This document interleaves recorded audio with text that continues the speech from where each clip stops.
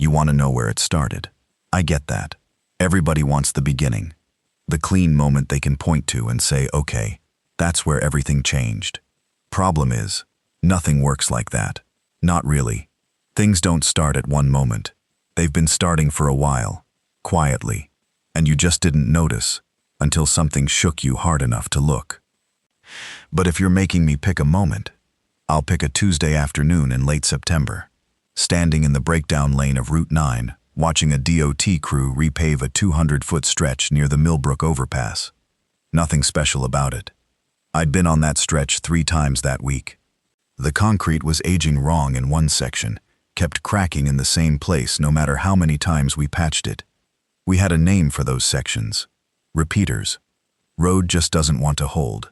You patch it, it breaks. You patch it again, it breaks in a slightly different spot like it's mocking you. I was watching the crew and eating a gas station sandwich that tasted like the plastic it came in, and my phone rang. Lynn. She called me at work maybe twice a year. Usually something about dinner, or the car needing something. So when I saw her name, I figured it was that kind of call. I answered it with my mouth still half full, which she would have hated if she could see me. Hey, Dale, the way she said my name.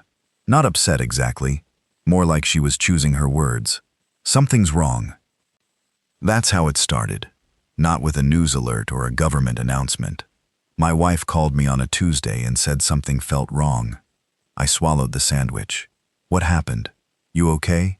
I'm fine. Nothing happened to me. She paused. You know the Farber intersection on 14? I knew it. 2 miles from our house, where Route 14 meets the county road that goes out toward the processing plant.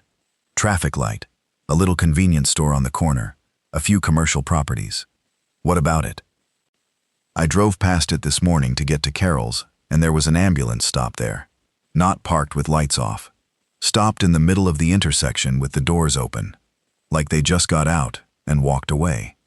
I waited, and there was a state trooper car too. Same thing. Door open. Nobody in it. Her voice stayed even, which was the thing about Lynn. She never performed her worry, just delivered it flat and let you decide what to do with it. I slowed down because I thought maybe there was an accident somewhere off-road, but I didn't see anything. Nobody. Just those 2 vehicles sitting there. Okay, I said. Could have been anything. Someone in the ditch they went down to help. I came back past there on the way home. 2 hours later, the ambulance was still there. The trooper car was still there. Nobody had moved them. I looked at the crew working the paver. Hot asphalt smell coming off the road in waves, that sharp petroleum heat that I've always kind of liked even though I know it's bad for you to breathe. That is a little weird, I admitted. That's not all. I was talking to Angie. You know Angie. She works at the county health office, and she said they've had 3 calls this week about aggressive patients at the medical center, like violent aggressive. She said it's more than usual, and the staff is rattled. Lynn stopped. And Brent's wife, Donna, she said. Brent came home yesterday and said there was something going on at the distribution warehouse where he works. 3 workers called in sick in 2 days, and one of them had to be escorted out because they were disoriented and combative. I didn't say anything for a second. Dale, I know how this sounds. You sound fine, I said, which was true. She didn't sound hysterical. She never sounded hysterical. That's actually what was getting to me. I just want to go to Roy's. That one landed differently. Not because it was a strange idea, but because Roy's farmhouse was 90 miles away, and it was a Tuesday, and I had work all week, including a road crew coordination meeting on Thursday morning that I'd been setting up for 2 weeks. Roy was my mother's brother, retired, 71 years old, lived alone on a 40-acre property about 15 miles from a town called Delwood, which had maybe 4,000 people in it. He kept goats and chickens and grew more vegetables than one person could reasonably eat. He'd been out there for almost 20 years.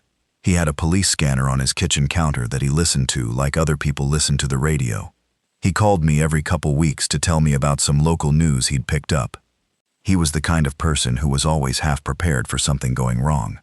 Not in a panicked way, just in the quiet, steady way of someone who grew up poor and learned early that things break down. You want to go to Roy's, I said. Tonight if we can. Lynn, I know it sounds. She stopped again. This was the thing. When Lynn stopped mid-sentence, it wasn't because she was losing her nerve. It was because she was being careful not to push too hard. She knew me. She knew if she pushed, I'd dig in out of stubbornness. Something feels wrong, Dale. I don't know how else to say it. When I drove past that intersection this morning and saw those vehicles sitting there empty, I got a feeling in my chest I haven't had since my dad was sick. Like something's already happening and we're just not seeing it yet. I stood there in the breakdown lane with my bad sandwich and a road crew making noise 20 yards away and the smell of hot asphalt around me. And I thought about saying something sensible, something practical. I had work. I had a meeting. This was probably nothing, just an odd collection of small events that Lynn's worried brain was stitching together into a pattern. Instead, I thought about the last time Lynn said something felt wrong, and I didn't listen right away. 6 years ago. She'd told me for 2 weeks that she thought something was off with the brakes on the truck. I kept saying I'd get it looked at.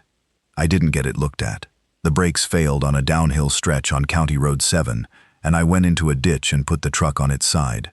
Nobody got hurt except my pride and the truck's front axle. But if there'd been oncoming traffic on that curve, I'd been listening to her a lot better ever since. Okay, I said. Quiet on her end. Okay? Yeah. Let me talk to the crew foreman. Let me call Hendricks about Thursday. We can leave by 7 tonight if you start packing. She let out a breath. Not relief exactly. More like she'd been holding tension she didn't know she had. Thank you. Don't thank me. Just pack the camping gear. And anything from the pantry worth bringing. How long do you think? I don't know, I said honestly. Bring for 2 weeks. We can always come back early. I hung up and stood there for another minute. The crew foreman, a big guy named Pete, was walking toward me with a question about the patch depth on the east side. I answered it, gave him instructions for the afternoon, told him I was going to be out rest of the week, and got in my truck. On the drive back to the depot, I called my boss, Hendricks, and told him I had a family thing. He was annoyed about Thursday, but he managed. Then I called Roy. Roy picked up on the second ring the way he always did. Was wondering when you'd call, he said. I frowned at the road. What? Something's going on. I've had my scanner running all night. Hospital in Delwood had some kind of incident yesterday. Wouldn't say what on the regular channels. State police were called in. 3 channels that usually run quiet went dead around 10 last night. He made a sound that wasn't quite a laugh. And this morning, the county emergency coordinator came on and just said residents should be aware of increased law enforcement presence near Route 9. Didn't say why. I felt something cold move through my chest. Roy, we're coming up tonight. Lynn and me. Silence for a second. Good, he said. I've been pulling things out of the basement already. Get here before dark if you can. I got home at 3. Lynn had 3 bags packed and she was loading food from the pantry into a cardboard box.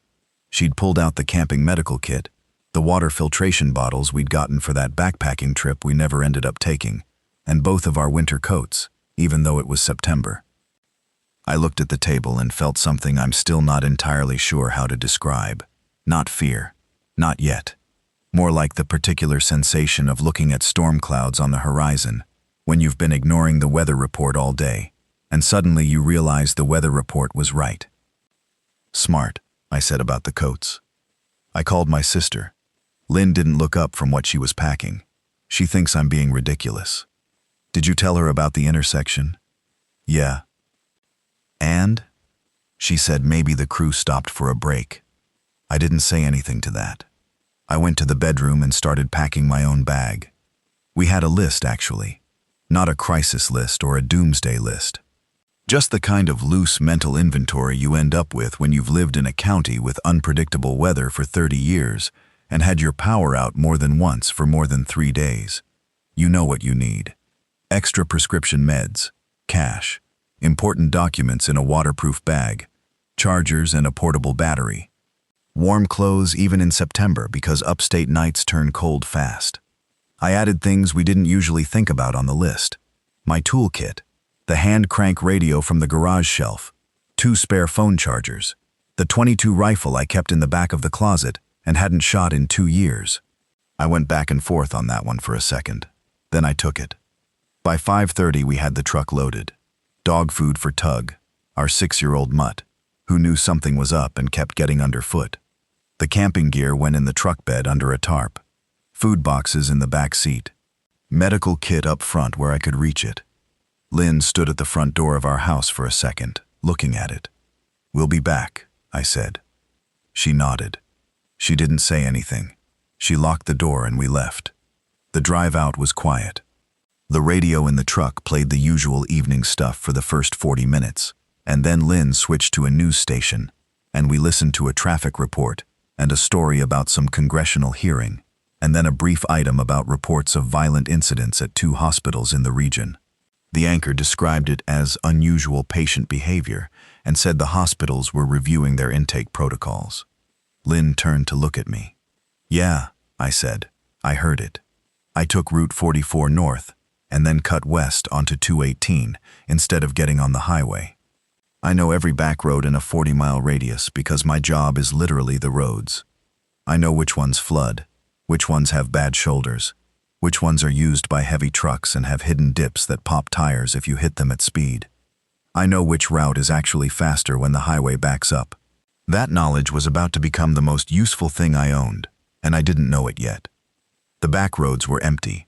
We passed through 3 small towns, all of them looking normal at dusk. Porch lights coming on, a gas station with a few cars, a restaurant parking lot about half full. Normal. Everything looked completely, ordinarily normal. We got to Roy's just after 8.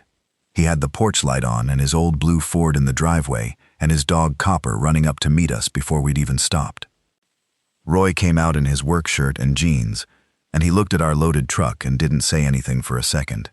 He's a tall man, lean, with white hair that he keeps short, and hands that are always slightly grimy from whatever project he's got going.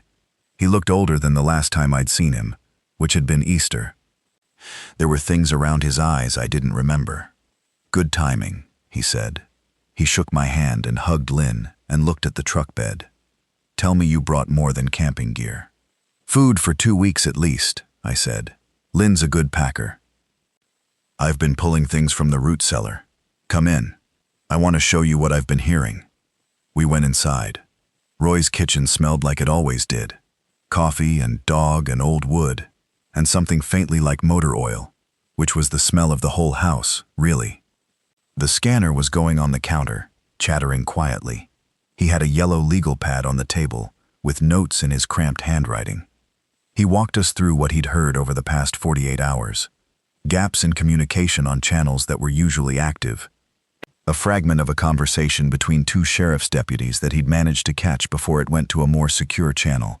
Something about not bringing subjects to the county facility. Bring them to the field staging area instead. He didn't know what that meant, but he'd written it down. An emergency management broadcast that had played twice and then stopped, talking about road closures on 2 state highways for unspecified reasons. "These aren't the kind of things that add up to one explanation," he said. "Normally. But all together, all in the same week. Something's happening," Lynn said. Roy nodded. He looked at her the same way he'd looked at me on the phone. Not surprised. Like he'd expected us to land on that. "How's your fuel?" he asked me. "Truck's full. I've got a 10-gallon spare can in the bed. I've got about 30 gallons of diesel for the tractor in the barn, 20 gallons of regular in cans, and the generator's been serviced, runs on diesel." I sat down at the table.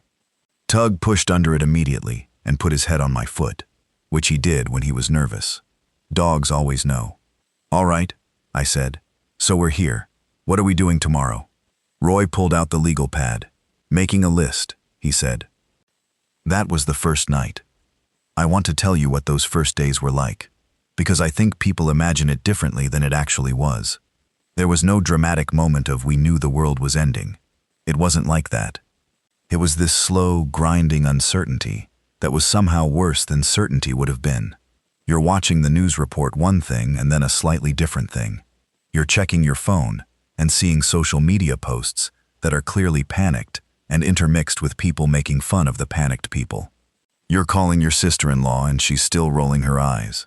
And you're standing in someone's farmhouse kitchen, trying to figure out how serious to take all of this. I did what I always do when I don't know what else to do. I made myself useful. The morning after we arrived, Wednesday, so 5 days before everything got bad, if you're counting from when the outbreak hit the surrounding towns, I drove 15 miles into Delwood to pick up supplies. Roy had a list, Lynn had a list, I had my own list. The town looked fine.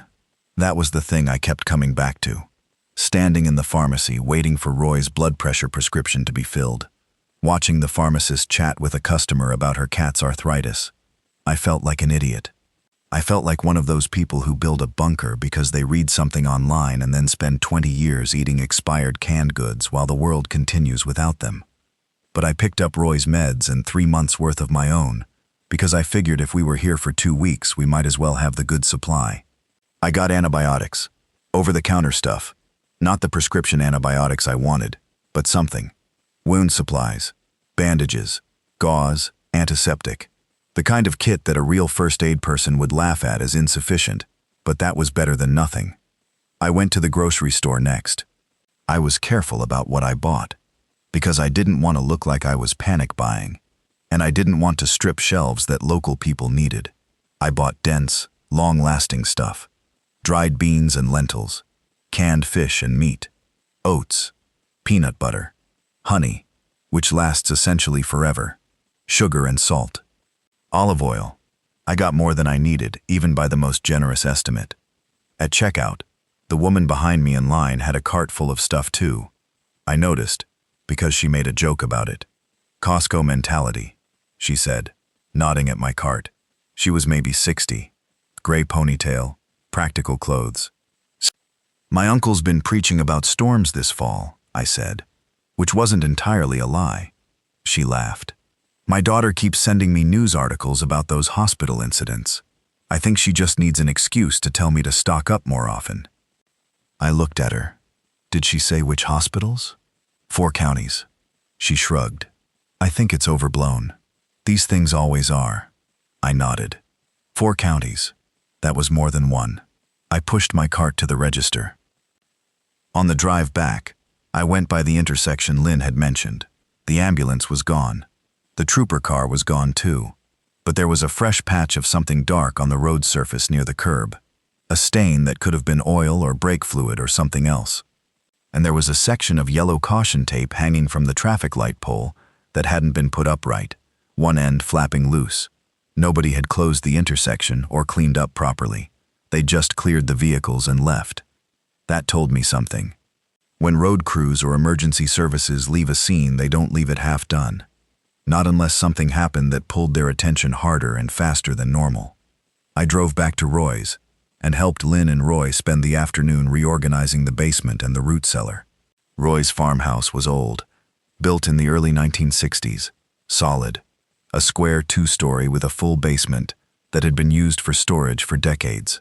The root cellar was actually a separate structure, accessed through a hatch in the basement floor, deeper, cooler, where Roy kept preserved goods. He had more down there than I expected. He'd been buying extra whenever things were on sale for years. Canned tomatoes, dried corn, preserved meat in jars, sacks of dried corn and wheat. You've been doing this a while, Lynn said. Roy shrugged. I grew up in a house where there was never enough food. When I got old enough to have my own place, I told myself I'd always have enough. Habits hard to break. We reorganized it all into categories, counted calories roughly, did the math on how long what we had would last 3 people. Roy also had a chest freezer in the barn that was full, another week's worth of meat and vegetables if the power held. We worked all afternoon, and by dinner we knew what we had and what we needed more of. That evening, Roy's scanner picked up something that stopped us cold. A fragment of a broadcast, clearly an emergency management frequency, talking about affected individuals, and do not attempt physical restraint without proper equipment, and then it cut to static. We all sat around the table and didn't talk for a second. Affected individuals, I said. Yeah, Roy said. That's a funny way to say sick patients. That's a very funny way, he agreed. Lynn was looking at the scanner like she was waiting for it to say something more. It didn't, just the usual low chatter of local frequencies. After dinner, I went outside on Roy's porch and called my buddy Kevin Marsh, who worked for the State Transportation Department. Not in my district, but in the neighboring one, about 40 miles east. Kevin and I had started at the DOT the same year and stayed loosely in touch, mostly at regional conferences and the occasional beer. "Hey Dale, what's up?" Normal voice, easy. "You seeing anything weird on your end?" I said. "Road closures, traffic incidents, anything unusual?" Brief pause. "Actually, yeah. We got notified this afternoon that Route 17, east of the Birch Creek Junction, is closed for an unspecified incident. I tried to find out what kind, and got told it's a health and safety matter. I thought that was weird. Usually they say accident, or hazardous spill, or something specific." "Route 17, I said. "That was 40 miles east of us, but it was also a major artery going toward the city. And one of my guys, Cal, he called in sick today. Well, he didn't call. His wife called and said he was sick, but she sounded weird on the phone. My admin told me the wife's voice was wrong, like she was scared to say more." He paused again. "I'm probably reading into it." "Maybe not," I said. "Kevin, are you anywhere near the affected area?" "Not right now. I'm home." "Stay home tomorrow, if you can." "Dale, what do you know?" "I don't know anything. I'm going off how things feel, which is a dumb way to go off anything. But I'm at my uncle's place in the country, and I packed for 2 weeks, and I feel better about that decision than I did 12 hours ago." Kevin was quiet. "My wife's been saying something similar." "Listen to her," I said. "Smart women always know." He laughed a little, but it was short. "All right, I'll see." I hung up and sat on the porch for a while. The property was quiet in the way that farmland gets quiet at night. Not silent, but filling with sounds that aren't human. Crickets still going in September, thin and irregular. An owl somewhere in the tree line to the west. Roy's chickens making the small sounds they made when they were settled in. I could see the road from the porch. Roy's driveway was about half a mile long, gravel, running from the county road to the house. The county road itself was empty. Not a single car in the 20 minutes I sat out there. In my normal life, this would have been pleasant. Now it felt like the world was emptying out ahead of something I couldn't see yet. Thursday, 4 days before it hit. I took Roy's truck down to the county road and drove it around the area, not toward Delwood, east. I wanted to see the back road network south and west, the ones I didn't know as well because they weren't in my district.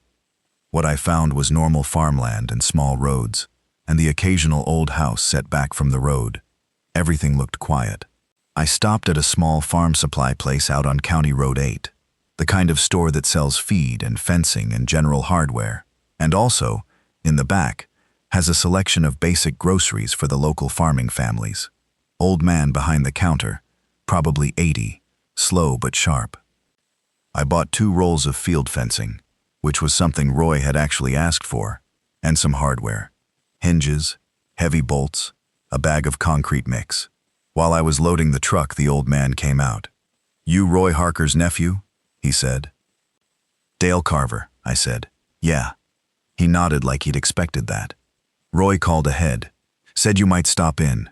He looked at what I was loading. Fencing. Smart. He sucked on his teeth. "I've got 2 rifles and 400 rounds of .308 in the back. Not for sale. For me. But I'm telling you, young man, I've lived out here 70 years and I've never heard what I heard last night." I stopped loading. "What'd you hear?" "Sounds from the direction of Mills Hollow." He pointed vaguely south. "Not animal sounds. Not equipment sounds. I don't know what kind of sounds. Exactly. But my dogs wouldn't stop barking at 2 in the morning, and they're not barkers." Mills Hollow was a small cluster of houses, maybe 15 or 20 residents, about 8 miles south of Roy's. Not a town. Just a place where some families had lived for generations, connected by one narrow road that looped back to County Road 8. "Did you call anyone?" I asked. "Called the sheriff's non-emergency line. Got a recording saying they were experiencing high call volume and to call back later." At 2 in the morning. He shook his head. High call volume. At 2 in the morning. I finished loading and drove back to Roy's. I told Roy and Lynn what the old man said. Roy knew Mills Hollow. He had a couple of people out there he'd traded vegetables with over the years. "I'll try to raise someone on the scanner," he said. He didn't get anyone. That afternoon we worked on the property. Roy's farmhouse sat at the center of the 40 acres, with cleared land around it on 3 sides, and tree line on the north. The driveway came in from the south. There was an old barn, a smaller equipment shed, and a chicken coop. The perimeter of the yard, maybe half an acre around the house, had an old wooden fence, decorative more than functional, gaps in it, soft posts. We fixed the fence, all afternoon.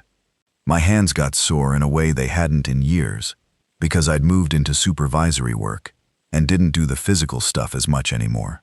The 3 of us, Roy, Lynn, me, worked on reinforcing posts, adding horizontal boards, filling gaps. It wasn't a wall, it wasn't a fortification, but it was a start. Roy showed me something in the barn that I hadn't noticed before.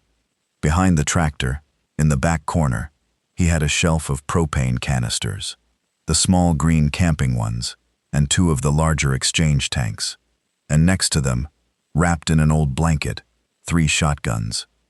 "Whose are those?" I asked. "Mine," Roy said. "Bought them over the years. Nothing fancy. A 12 gauge, a 20 gauge, and an older one that belonged to your granddad." He paused. "I've got about 300 shells between them, and I know you've got your 22. "Roy," I said, "what do you actually think is happening?" He was quiet for a moment. He picked up a can of oil from the shelf and turned it in his hands. "I think something got loose that shouldn't have gotten loose," he said slowly. "I don't know what, but the things I'm hearing on that scanner are the things you hear when people are scared in a specific way. Not weather scared or accident scared. Something they haven't seen before scared." He set the oil can down. "We're going to be all right out here. We're far enough out, we've got food, we've got water from the well, we've got the generator. But I want you to understand something, Dale. If this goes the way I'm afraid it might go, people are going to start moving, looking for somewhere to be.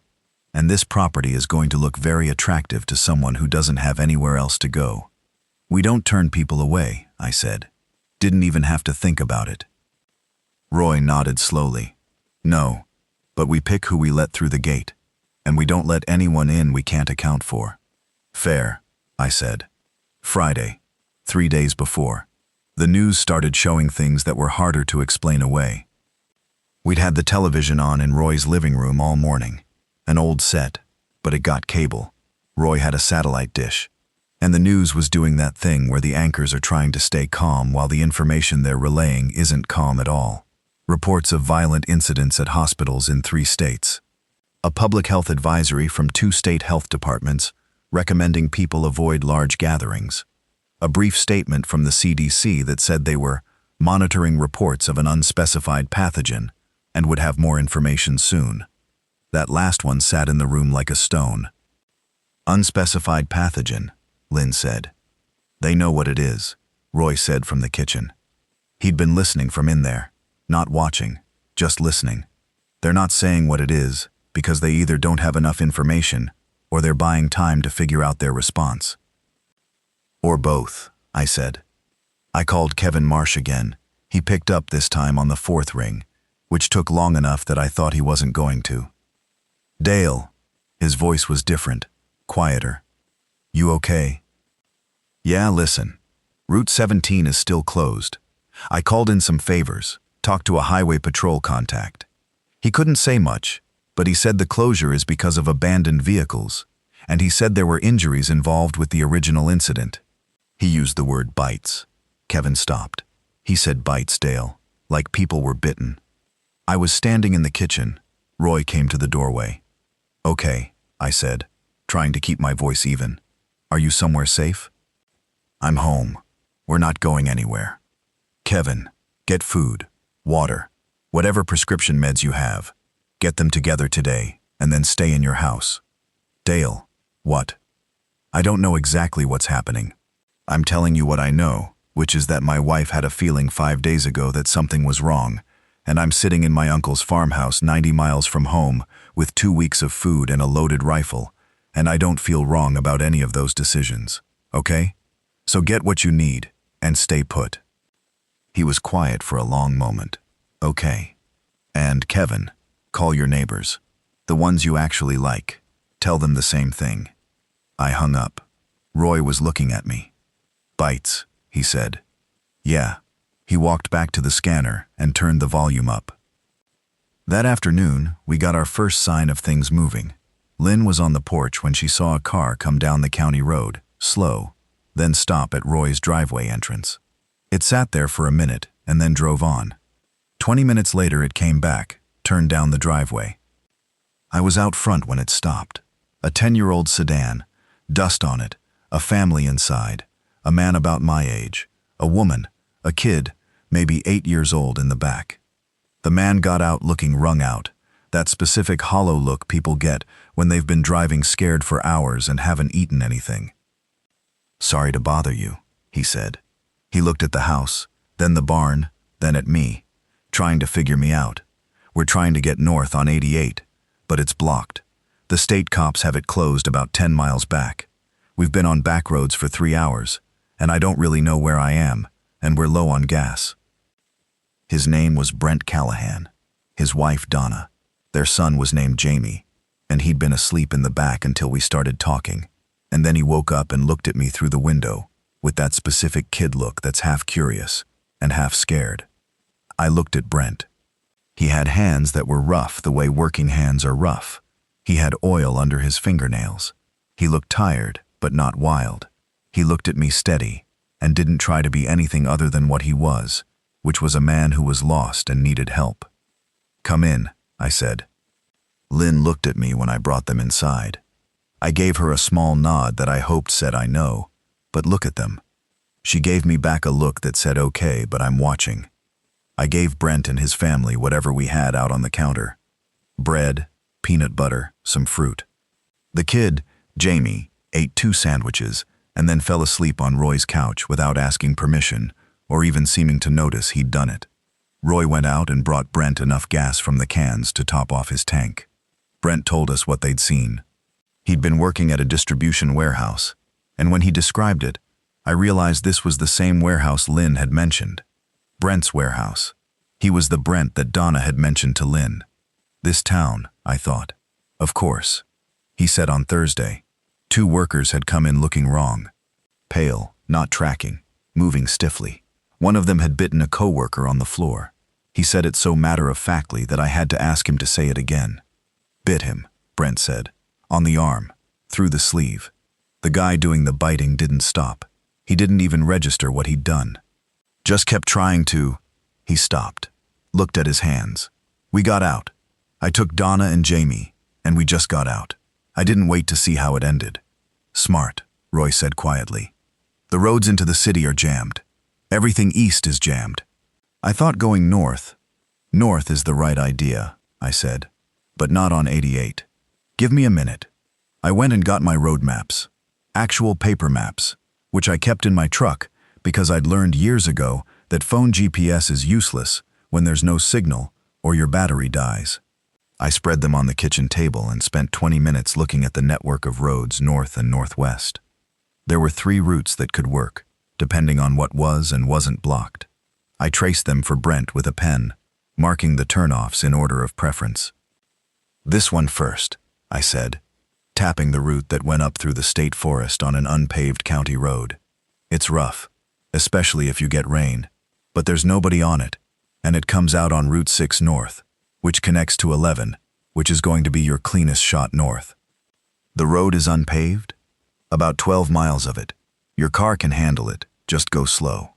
I looked at him. Where are you trying to get to? My folks. They're up north in Millhaven. Then that route works. Second route is this one, longer but stays paved. I showed him. Both of these avoid the highway entirely.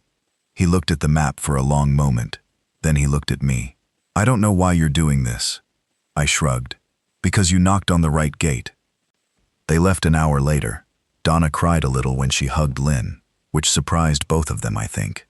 The kid Jamie woke up enough to shake my hand and Roy's hand very formally, like he'd been told to do that.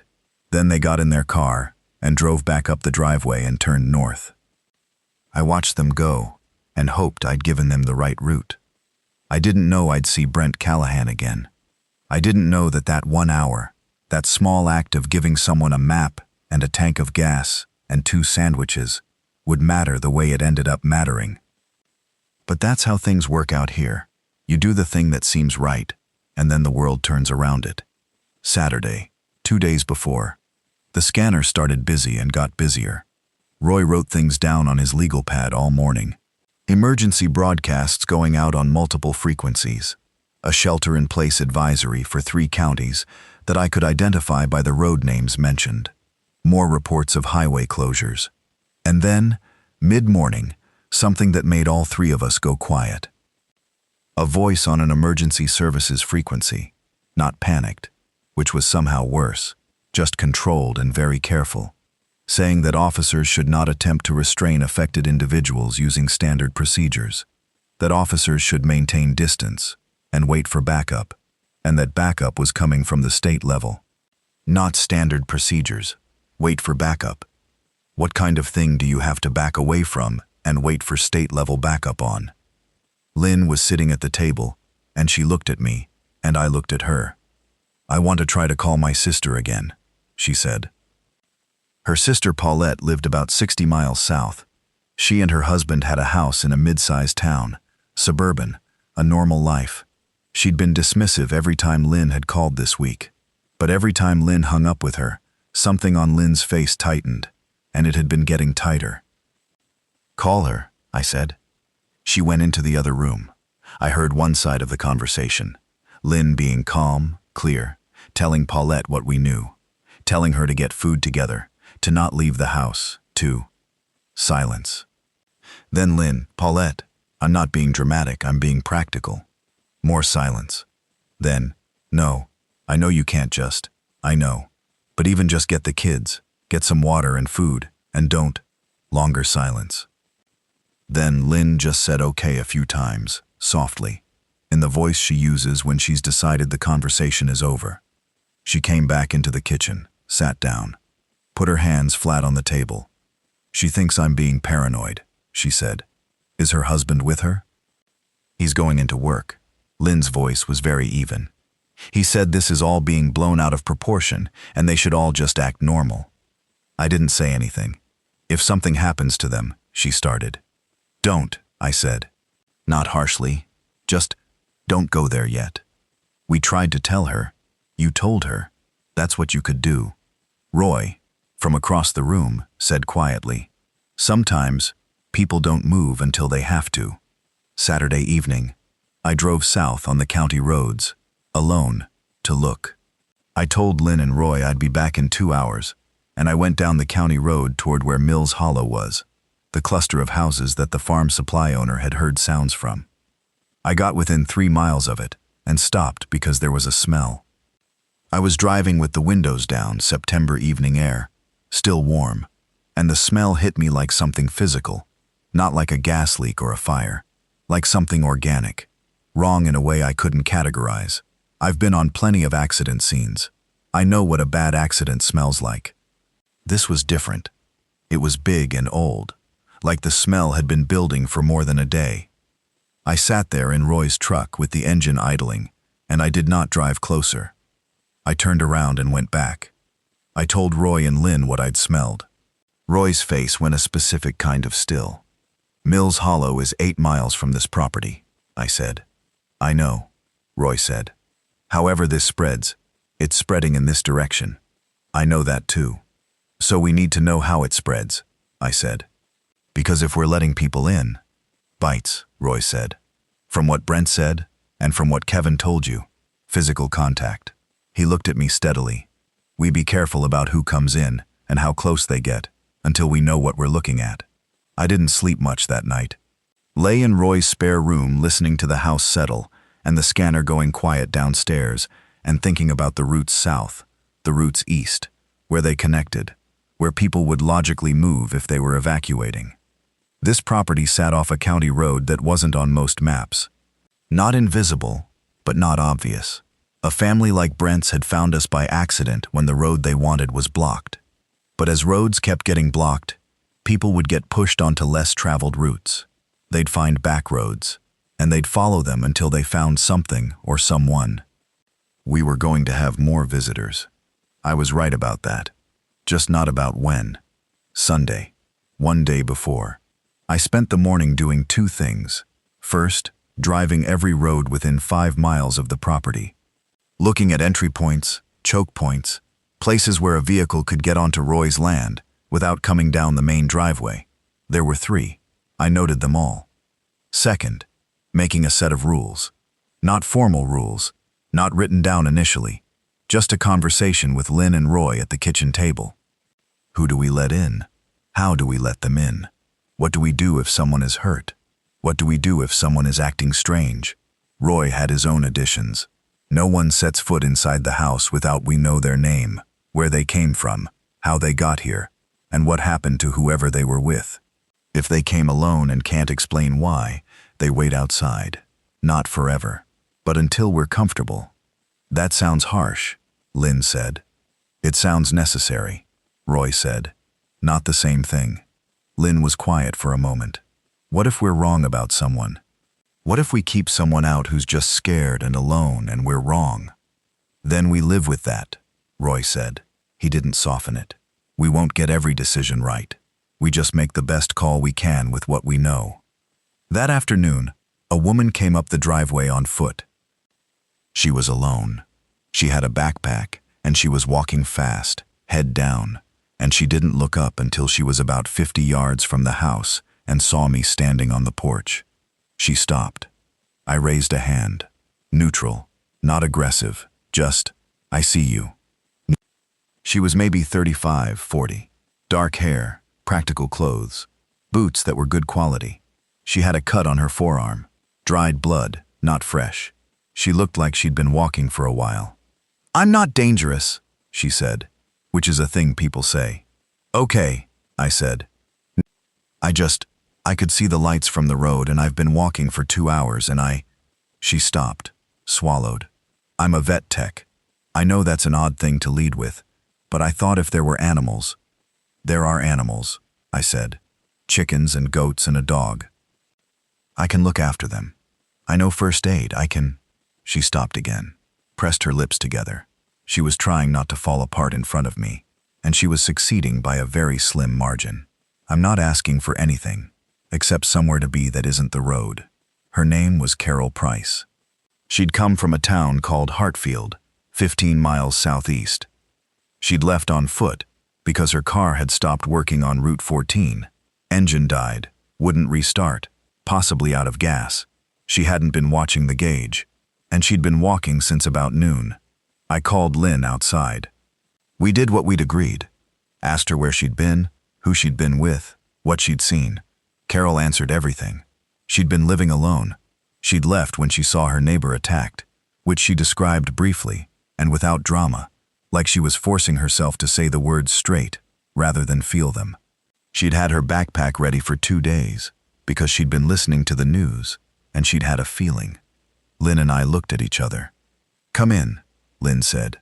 Carol's cut turned out to be from a piece of glass, not a bite. Lynn cleaned it and wrapped it while I watched Carol's face to see if she winced or reacted in any way that suggested more injury. She just watched Lynn work and said thank you in a quiet, contained way.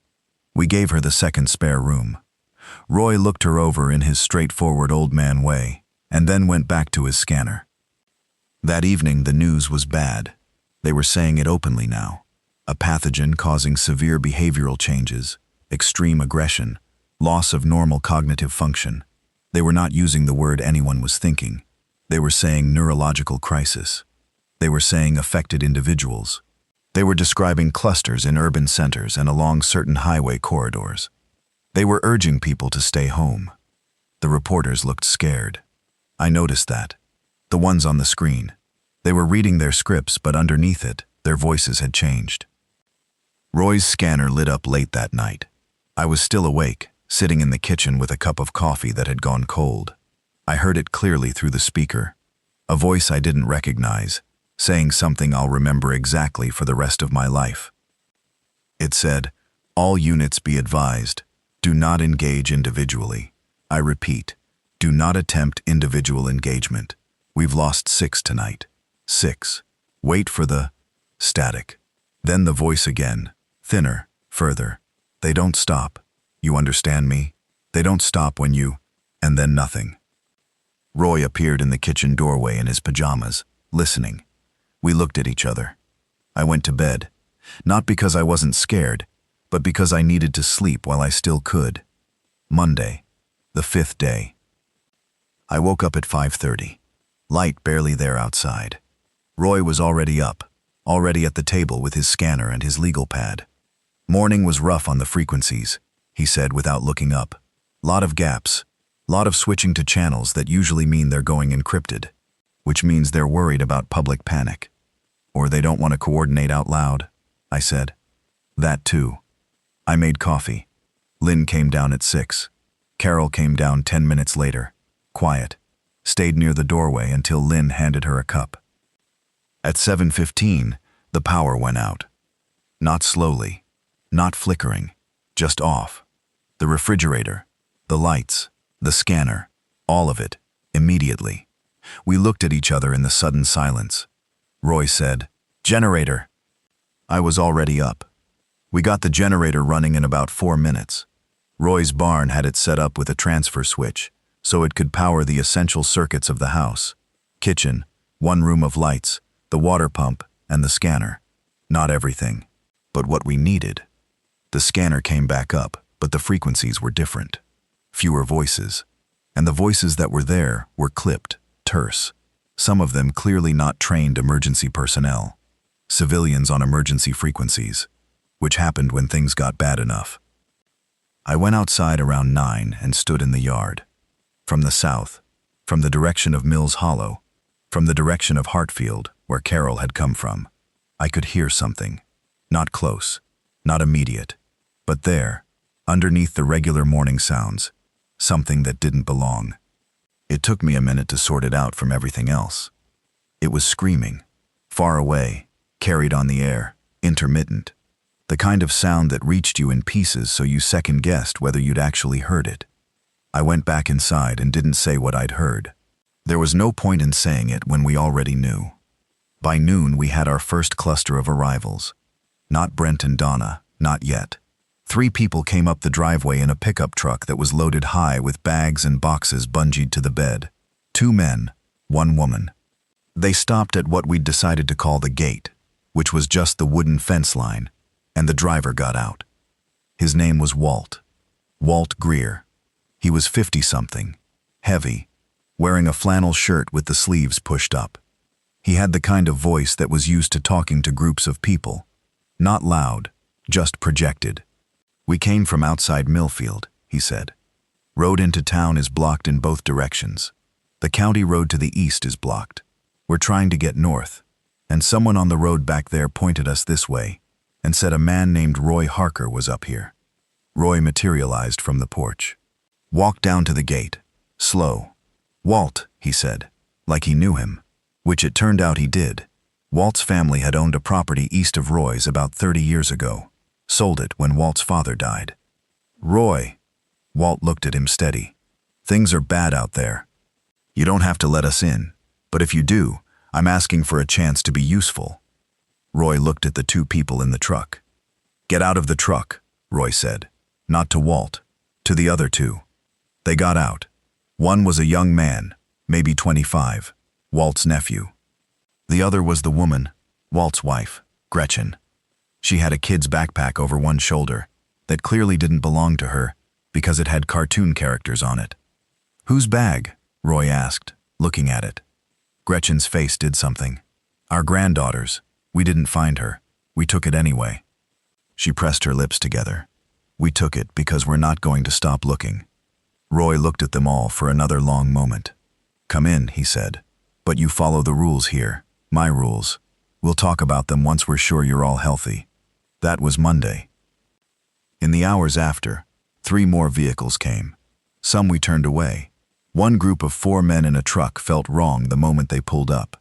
There was something about how the passenger kept looking at the barn, calculating, and the driver asked too quickly about what kind of supplies we had before he asked about shelter.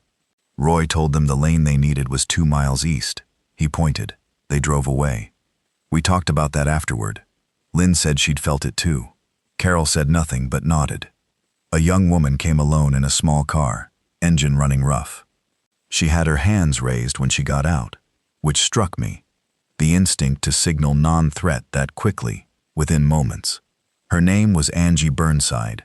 She was 22, a college student who'd been staying with her parents in a nearby town. Her parents weren't with her. She didn't explain why except to say they couldn't come, and she couldn't stay there. Something in the way she said it closed a door and I didn't push. She had a gift I hadn't expected. She was good with the animals. Went straight to the chickens without being asked, and started feeding them. Checked their water. Talked to them in a low voice, the way you talk to things you're comfortable with. Roy watched her do that, and something in his face eased.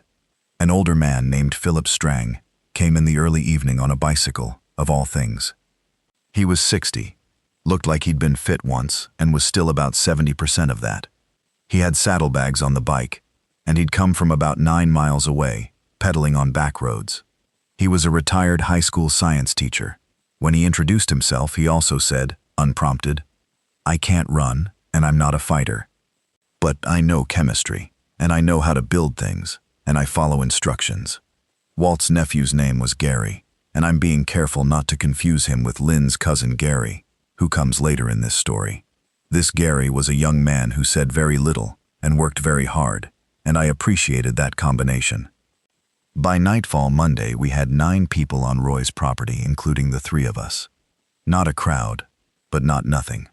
Roy convened what he called a sit-down, which was everyone in the kitchen and the adjacent living room, because the kitchen couldn't hold us all. He laid out the rules, plain. 1. The gate stays closed. No one comes in without someone vouching for them, or without a conversation at the gate. 2. Everyone contributes. If you're eating our food and drinking our water, you're working. Not optional. 3. Anyone who shows symptoms of whatever this is, confusion, aggression, fever, tells someone immediately, doesn't hide it. 4. Roy's property, Roy's call on major decisions. If there's a real disagreement, it gets talked out, but ultimately, Roy decides. He was honest about this being non-democratic in the short term, and he said it bluntly. The room was quiet for a moment. Then Walt nodded and said he was fine with it. Then everyone else nodded. I watched this happen and thought about something Roy had said on the porch the night we arrived. This property is going to look very attractive to someone who doesn't have anywhere else to go. What he hadn't said, and what I was starting to understand, was that the people who found this place might also be the people who helped make it work. We doubled up the watch schedule that night. Roy had an old bell mounted outside the house, the kind that rang loud, which he designated as the alarm signal. 2 people up at all times, 1 on the porch, 1 walking the perimeter. I took the 2 to 4 shift. Standing on the porch in the dark with a flashlight I kept off and Roy's 12-gauge and Tug sitting beside me. The dog was a good night watchman. He'd grown quiet. Not that subdued, frightened quiet that dogs get sometimes, but alert quiet, ears turning, tracking the night. At 3:15 he got up, stood with his head toward the south fence, low growl building. I looked south, dark trees and the fence line. Then I heard it. Not screaming this time. Footsteps on the gravel drive, uneven, dragging almost. Then the shape of a person at the far end of the driveway, half a mile out, visible only because of the pale shirt they were wearing. They were walking toward the house, not fast, that steady, mindless gait that I would come to recognize as the signature of whatever this was. I rang the bell once, short, and Roy was out of the house in about 45 seconds with the 20-gauge, and Walt was behind him. "South end of the drive," I said quietly. We waited. It walked. It didn't stop when Roy turned on the big outdoor light that ran off the generator. It just kept walking in that purposeful, pointless way, toward the light, toward the sound of the bell, toward whatever its broken instincts were registering as food. When it got within 50 yards, I could see it clearly. A man. Had been a man. In jeans and that pale shirt. He'd been injured, badly, on the left side. He walked like the injury didn't register at all. His head was moving slightly from side to side, tracking. His mouth was open. Roy shot twice with the 20 gauge. The man dropped. Nobody said anything for about 30 seconds. Then Walt said, very quietly, "We're going to need more ammunition." Roy went back inside without answering. I went and got the shovel from the barn. The rest of that night was quiet. Tuesday. After that first night, things changed in the way that dangerous things change when you've seen them. Not more frightening exactly, but more real, more specific, like the difference between worrying something might happen and watching it happen. We started calling them walkers, not because of any pop culture reference, but because that's what they did. They walked. That was the thing about them that struck me most immediately, the thing I kept coming back to. They walked. They didn't run. They didn't hide. They didn't think, as far as I could tell. They walked toward sound, toward light, toward what they could sense of the living. They couldn't climb. They couldn't open gates or doors. They walked into things, and then just kept trying to walk, like the obstacle wasn't something to go around, just something to press against. The danger was in numbers. 1 or 2 were manageable. 10 or 20 coming down the driveway at the same time was something different. Philip Strang, the retired science teacher, watched the one Roy had shot the night before for a while before we buried it. He was careful about it, kept his distance, but he looked closely and then came inside and told us what he thought he saw. The injury on his side was older, Philip said, day old at least, based on how it looked, which means he was still walking and moving with a serious wound for at least a day, which suggests he's not registering pain or the systems that would normally. He stopped. It's neurological. The behavioral change. Whatever this is, it's neurological. The body's still running, but whoever was in there. He stopped again. Gone, Carol said, from the corner. Philip nodded. Gone. We dug the grave in the field north of the house, far enough from the water sources, and Roy said something quiet over it that wasn't quite a prayer, but was in the same direction. Tuesday morning, I did a supply assessment with Roy and Lynn. What we had, what we were using, what the math looked like. For 3 people, we'd calculated 2 to 3 weeks comfortably. For 9 people, the math was different. About 10 days at the current rate if we were careful, maybe 12. After that, we'd be into Roy's deeper stores, the root cellar stuff, which was denser and less varied but more caloric. We could stretch to 3 weeks if we rationed properly. But we needed more. That was clear. The nearest option, logistically, was a large farm supply and feed store about 7 miles west. I knew it from my road work. It sat at a crossroads, had a parking lot, was a solid brick building. It also stocked emergency food supplies, along with its farm goods, because the local farming families kept it in business, partly through that secondary stock. I proposed taking Roy's truck and making a run. "I go with you," Brent said, which surprised me because I'd forgotten for a moment that Brent was here. He'd arrived Tuesday morning. Oh, I haven't gotten to that yet. Brent Callahan, the man I'd given the map and the gas to on Friday. He came back Monday night, pulled down the drive in his sedan, and I recognized his car in the dark before I recognized him. He got out with Donna and Jamie, and I could see he'd been crying, not recently, but not that long ago, and he said, "The route you gave me worked." We got north. We got 50 miles north, and there's nothing up there. Roads are closing, and we couldn't find anything, and I kept thinking about this place, and he stopped. "I know you don't owe us anything. We'll work, both of us. I can build things. I can fix engines." "Brent," I said, "get inside." So Brent was here, and Brent was the one who volunteered to go with me to the farm supply store. We took Roy's truck. I drove, Brent in the passenger seat with Roy's 12 gauge across his lap. I had my 22 in my jacket, and the truck's cab smelled like dogs and old coffee. And I remember thinking it was such an ordinary smell for an extraordinary day. The farm supply was 7 miles west. I drove it in 12 minutes, going slow, watching the road. We passed 2 abandoned vehicles. One on its side in a ditch, which I noted carefully. Nothing. No one around it.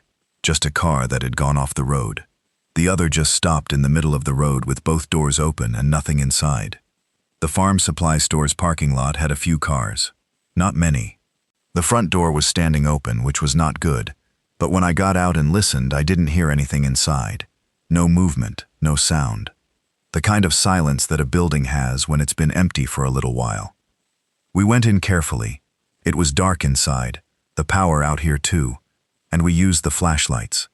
The front section, hardware, fencing, tools, was intact. Nobody had touched this stuff. The food section, toward the back, was mostly intact too. A few things knocked over. A spilled box of crackers on the floor. Not looted, just briefly disturbed. We took what made sense. Dense calories. Dried goods, canned things. We found the feed section, and I took bags of oats, which were technically chicken feed, but were also human food. I took a bag of birdseed, because I figured we'd feed the chickens anything at this point. We found the propane tank and 2 more camping stoves, which were useful. We found a first aid kit behind the counter. Good quality, stocked. We found a hand crank water pump and some emergency water tablets. We loaded the truck bed in about 20 minutes, working fast and quiet. On the way out, I stopped at the counter. There was a display case underneath with some items locked behind glass. Ammunition, .112 gauge shells, .22 long rifle, some .308. The case wasn't locked. The key was right there on the counter under the register. I took everything. We drove back. Nobody stopped us. Nothing came out of the ditch. It was, against all reason, a completely uneventful run. Back at the farm we unloaded, and Roy assessed the haul and said, "Good," in his understated way, which was Roy's equivalent of an enthusiastic compliment. That was the easy one. I knew there wouldn't be many more like it. The rest of Tuesday we worked on the property. Philip and Walt built a second gate at the top of the driveway, closer to the house, using lumber from the equipment shed. It wasn't beautiful, but it was solid. 2 8-foot sections that swung and latched from the inside. If anything got through the outer fence line, they still had the inner gate. I worked on the other 2 vehicle access points I'd found. One was a low section of fence near the north tree line, only visible if you knew to look for it. We reinforced it. The other was a gate on the east side, old, half-rotted, that Roy had been meaning to fix for years. Walt and I replaced the gate entirely with solid lumber and a chain. By the time we ate dinner, beans and rice and some of Roy's preserved venison, we had a tighter perimeter. Not impenetrable, but tighter. After dinner, I sat with Lynn on the porch. The evening was cooling down, and she was wearing her jacket. Tug was at her feet. "Roy's not sleeping enough," she said. "I know. He's 71, Dale. He's running on." "I know," I said. "I'll talk to him." She was quiet for a minute. She had her hands folded in her lap, looking out at the property, at the way the last light was going out of the fields to the west. "My sister still isn't answering." I put my hand on her knee. Didn't say anything, because there wasn't anything useful to say. "I know she might not." Lynn stopped. She had very precise control over her voice, usually. Something slipped a little just then. "I know she might not be okay. And I know there's nothing I could have done more than I did. But I keep thinking about when she told me I was being paranoid. She did what she thought was right." "Yeah, I know that." She looked at her hands. "That's the worst part of it. She just did what everyone else did. She just didn't listen to something that felt wrong. And that's the most normal thing in the world, Dale. That's what everyone does.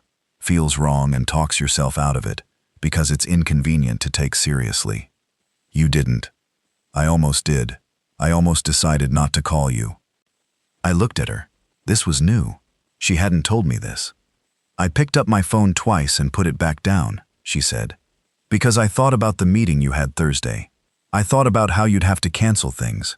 I thought about whether it made sense, or whether I was just being anxious." She pressed her lips together. "I almost talked myself out of it." "But you didn't," I said. "No. So you called. Yeah. She finally looked at me. Her eyes were doing the thing they did when she was holding something in. I'm so glad I called you. I put my arm around her, and she leaned into it, and we sat like that for a while on Roy's porch in the dark, listening to the property, listening to the sounds coming faintly from the south that were not animal sounds. We didn't talk about what they were. Wednesday. 2 more people showed up. Then a group of 3. Then someone Roy and Walt turned away because of how the man's eyes were moving, tracking wrong, almost vibrating, and we watched him walk away from the gate, and then kept watching to make sure he kept walking and didn't double back.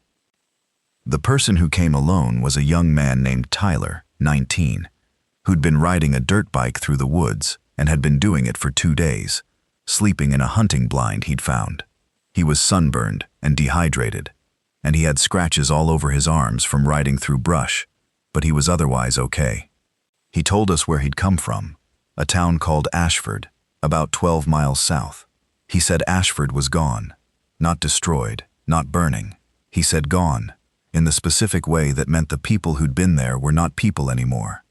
He couldn't go back, and he had nowhere to go.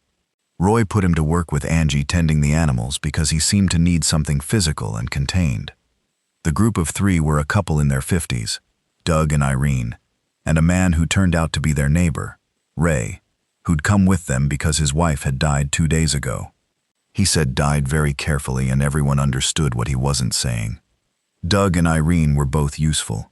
Doug had been a contractor, could build anything, had the tools in his truck, because he always kept tools.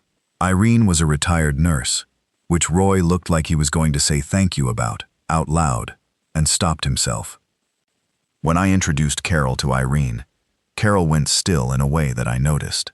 Later that afternoon, I found Carol in the barn checking on the goats, and I leaned on the fence and said nothing for a minute, just being there. She's going to notice, Carol said without looking at me, that you're not actually a nurse. She turned then, looked at me with something that was equal parts defiance and exhaustion. I'm a veterinary technician. I have emergency first aid training. I've assisted in procedures that a lot of nurses would recognize. When I got here, I thought, you thought you'd be more likely to be taken in if you had a skill they needed, I said. She waited. Carol, you're a vet tech. You're in charge of 10 chickens and 6 goats and 2 dogs. Your actual job is probably the most directly useful thing on this property right now. I pushed off the fence.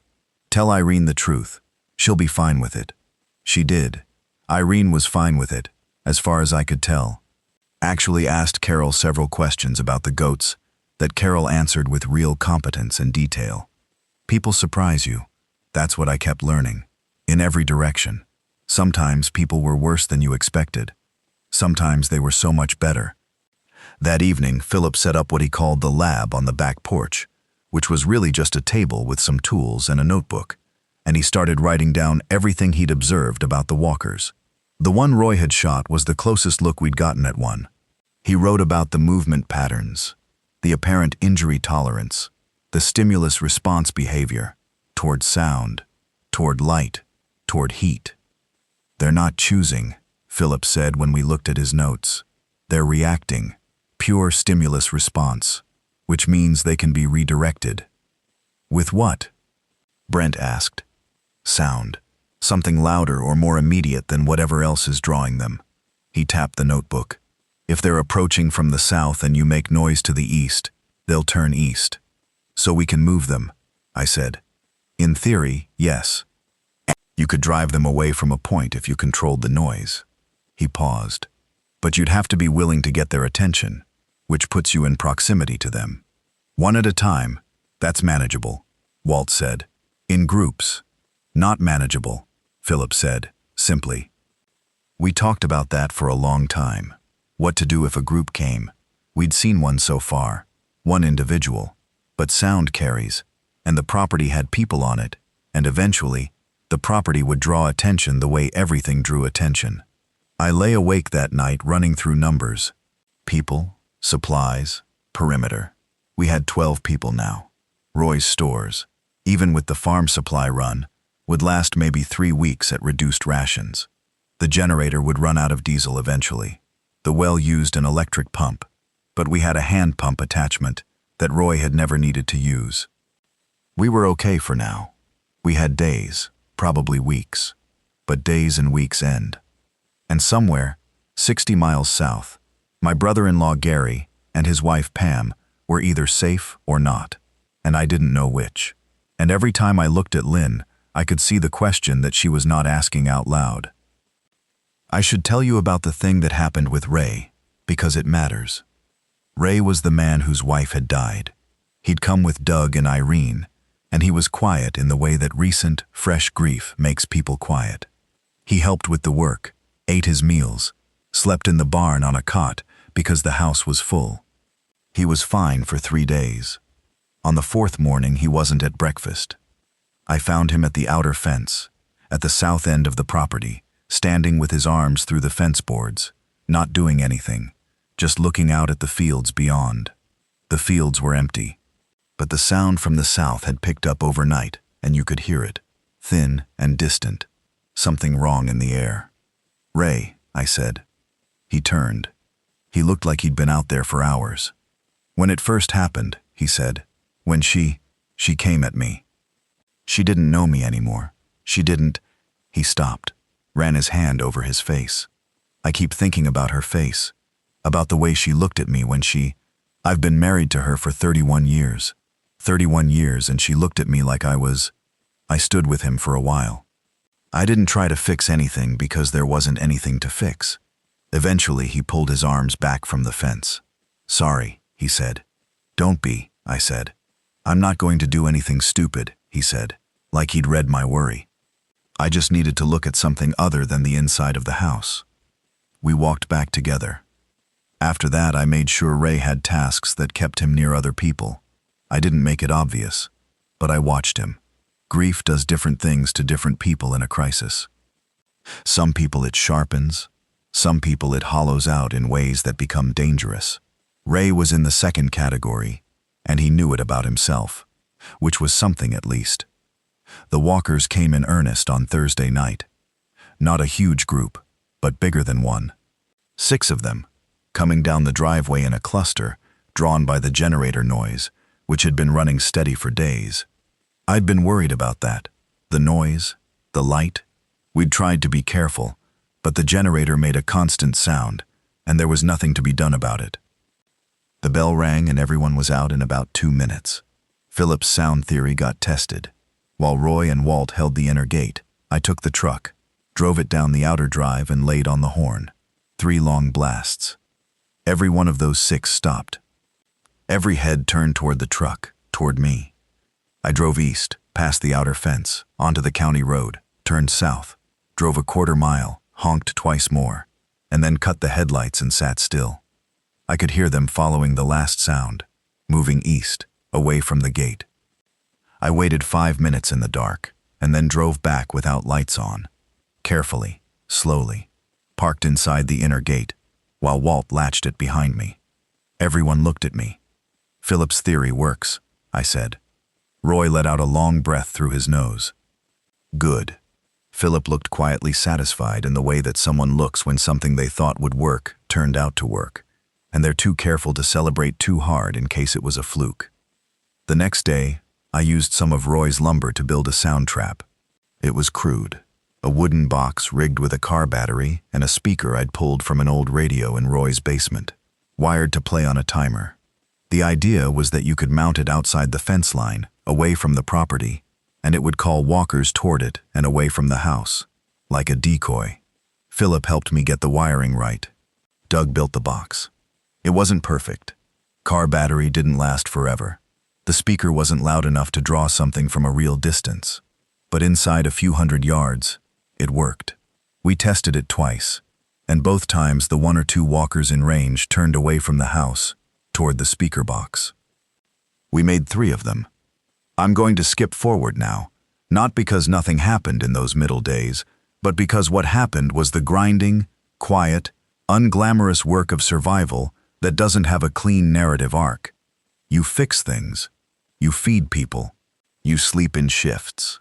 You have arguments that get resolved and arguments that don't. and you eat a lot of beans and rice, and you get used to the smell of the animals, and you learn which chickens lay well and which ones are freeloaders, and you notice the way the property sounds at night differently than it sounded the first week. Roy lost weight. He was already lean and he was working too hard and not sleeping enough, and the stress was on him in ways he wouldn't talk about. I made him start taking an afternoon rest, mandatory, by presenting it as my preference for the schedule, rather than my worry about him. He grumbled, but he did it. Lynn settled into the community in a way I watched with something close to awe. She became the person everyone talked to, not because she was the loudest or the most authoritative. She was neither of those things, but she listened in a specific way, a concentrated and real way that made people feel like what they'd said mattered. Doug's wife Irene told her things she hadn't told anyone. Angie, who'd arrived with that closed door about her parents that I hadn't pushed, ended up opening it one evening to Lynn, and Lynn came to bed that night with something sad behind her eyes, that she didn't talk about but that I understood. The girl's parents hadn't made it. She'd been the only one who left. I got the supply runs down to a system. Brent and I went twice more to the farm supply, and once to a property about 4 miles east that turned out to be abandoned. The family gone, fled, door unlocked. We took food, tools, a spare generator that was smaller than Roy's but would work as a backup. We took their medicine cabinet contents because Philip was keeping an inventory of medical supplies and everything helped. We never took everything from a place. I don't know why exactly, except that it felt wrong to strip a house. We took what we needed and left the rest. The abandoned vehicles I'd noted on the roads became a priority. Brent, who turned out to know engines the way I knew roads, and I went out twice, specifically to look at the fuel in vehicles on the road. Siphoning gas from a car is not complicated if you have the right tube and you're willing to smell like fuel for a while. We got maybe 30 gallons total from 6 vehicles over 2 days. Those 30 gallons bought us another week or two of generator power. It was on the second fuel run that we found something that I still don't know what to make of entirely. We were on County Road 8, east of Roy's, the same road the farm supply was on. We'd gone past the store. It had been picked over now. Someone had been there before us, and were heading further east to check a group of vehicles we'd seen 2 days before. The road ran through a stretch of farmland, flat on both sides, clear sight lines. We could see a long way. About a mile ahead, the road went into a dip and then back up, and at the bottom of that dip was a cluster of about 20 cars. Some trucks. All of them just stopped, engines off, doors open in some cases, like a parking lot someone had built in the middle of the road. We stopped Roy's truck at the top of the rise and looked at it. They had to stop for something, Brent said. But there's no blockage in front of them. Look, the road ahead of the cars was clear. Whatever had stopped them hadn't been a physical obstruction. We sat there for a while. I had the binoculars from Roy's hall closet. No walkers in or around the vehicles. Nobody hiding, just the cars. Did everyone just get out? Brent said. Looks like. I scanned the fields on both sides. Empty. They all got out of their cars and went somewhere, and didn't come back. Together? Looks like together. I put the binoculars down. There were no bodies. There were no personal belongings visible outside the vehicles. A few had items on the seats you could see through the windows. But the people who had been in those cars were just gone, like they'd all, simultaneously, gotten out and walked somewhere that wasn't the road. I cannot explain that. I'm just telling you what we saw. We got closer, eventually, because the cars had gas in them. But I went slow and kept the engine running, and I made Brent stay in the truck while I got out to check the first car. Nothing inside but a jacket on the seat and a coffee cup in the holder, dried coffee at the bottom. Doors unlocked. I siphoned the fuel and moved to the next one. The whole time I had a feeling on the back of my neck that I don't like to think about. We didn't stay longer than we had to. I never found out what happened to those people. Week 2. The word Roy used was consolidation. Getting what we had into good shape. Not expanding, just making what existed more stable. We'd stopped actively recruiting. Not turning people away who found us, but not looking for more people either. 13 people on the property now. plus the animals. Philip had made a calendar on the kitchen wall, a real one drawn on butcher paper, where he marked the days. Practical. You lose track fast otherwise. He'd also started leaving notes about the walkers, observations from the perimeter.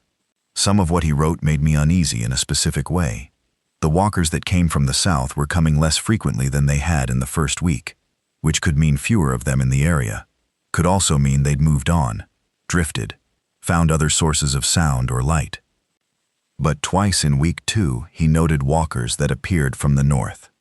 The north was the direction of the tree line, and beyond it, more farmland, the county road, and then eventually the small town of Delwood.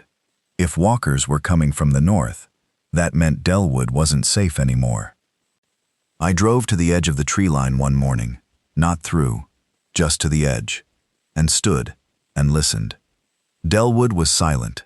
From the tree line I could see part of the town in the distance, just the water tower and the upper story of the old Methodist church.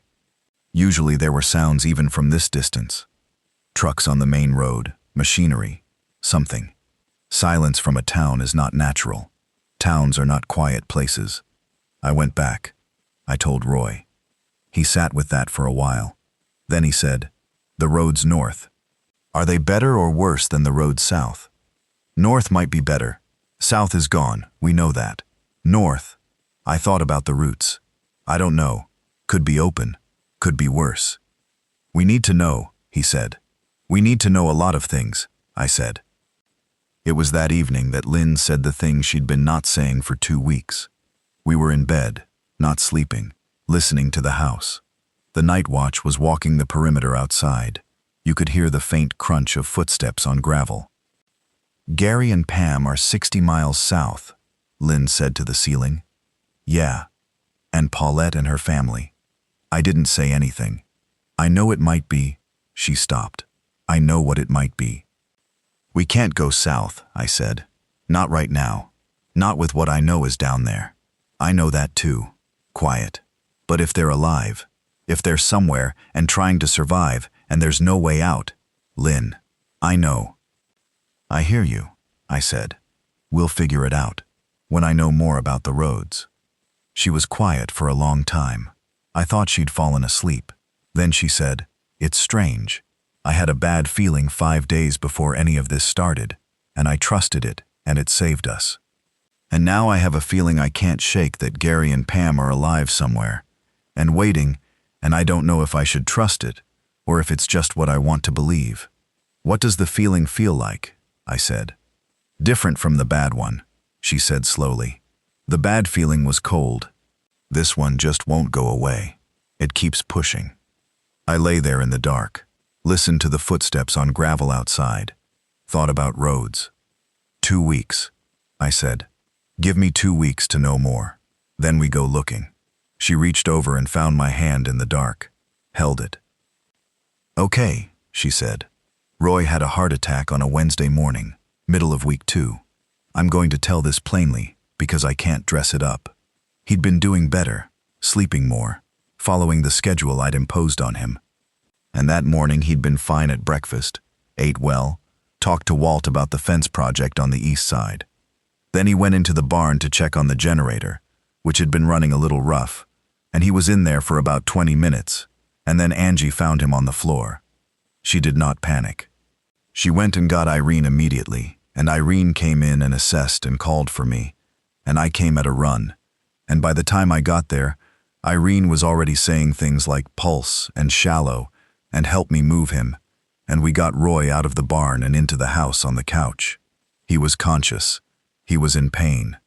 He was pale in a way I had not seen him pale before, and it scared me in a cold, fundamental way that I didn't show because I needed to be useful. Irene had the medical kit out. She had aspirin and Roy, and she had him lying still, and she was monitoring him with a calm that I will be grateful for my whole life. She talked to him steadily and checked his pulse and his breathing, and she told me quietly, without looking away from Roy, that he needed a hospital, and we didn't have one. "He's stable right now," she said. "He could stabilize fully. He could also—" She stopped. We do what we can with what we have. Roy looked at me. His color was bad, but his eyes were Roy's eyes, sharp and direct. "Don't make that face," he said. His voice was rough. "What face?" "That face you made when you put the truck in the ditch. Like you know things went wrong and you're figuring out how to fix them." He breathed carefully. "This isn't a road problem, nephew." "No," I said, "but you're going to be fine." "Maybe." He moved his hand, and I took it. Roy had never been demonstrative, not in 30 years of knowing him. He held my hand for a moment and then let go. "My property, my rules, you know them." "Roy, you know them," he said, firmly. "Yeah," I said, "I know them." He closed his eyes. He didn't die. I want to be clear about that.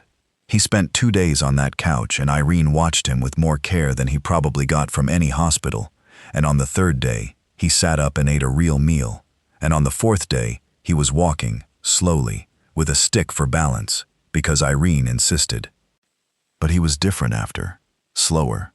Something had been running him on reserves before, and the heart attack had spent the reserves, and whatever was left was Roy at a reduced capacity. He sat on the porch instead of working. He directed instead of doing. He was still Roy. But I was running the day-to-day now, and everyone knew it. I thought about that, about the weight of the place, the decisions. I'd been a highway supervisor. I'd managed crews of 12, 15 people. I'd handled project timelines and equipment budgets, and the occasional worker dispute. This was not that, but it wasn't entirely different either. You figure out who can do what, and you put them where they're most useful, and you communicate clearly, and you handle the things that only you can handle, and you trust other people to handle everything else. That's management. That's what it is whether you're running a paving crew or a farmhouse full of survivors. What made it different was that the stakes were different. Getting the fence wrong wasn't about a project deadline, and it was hard to sleep knowing that. The supply situation came to a head in week 3. Philip's calendar said we were 18 days in since the outbreak reached us. By the food math I'd been doing every few days, we had about a week of comfortable rations left, and then we'd be rationing seriously. Roy's deep stores would carry us further, but not indefinitely. The chickens were producing, the goats were producing.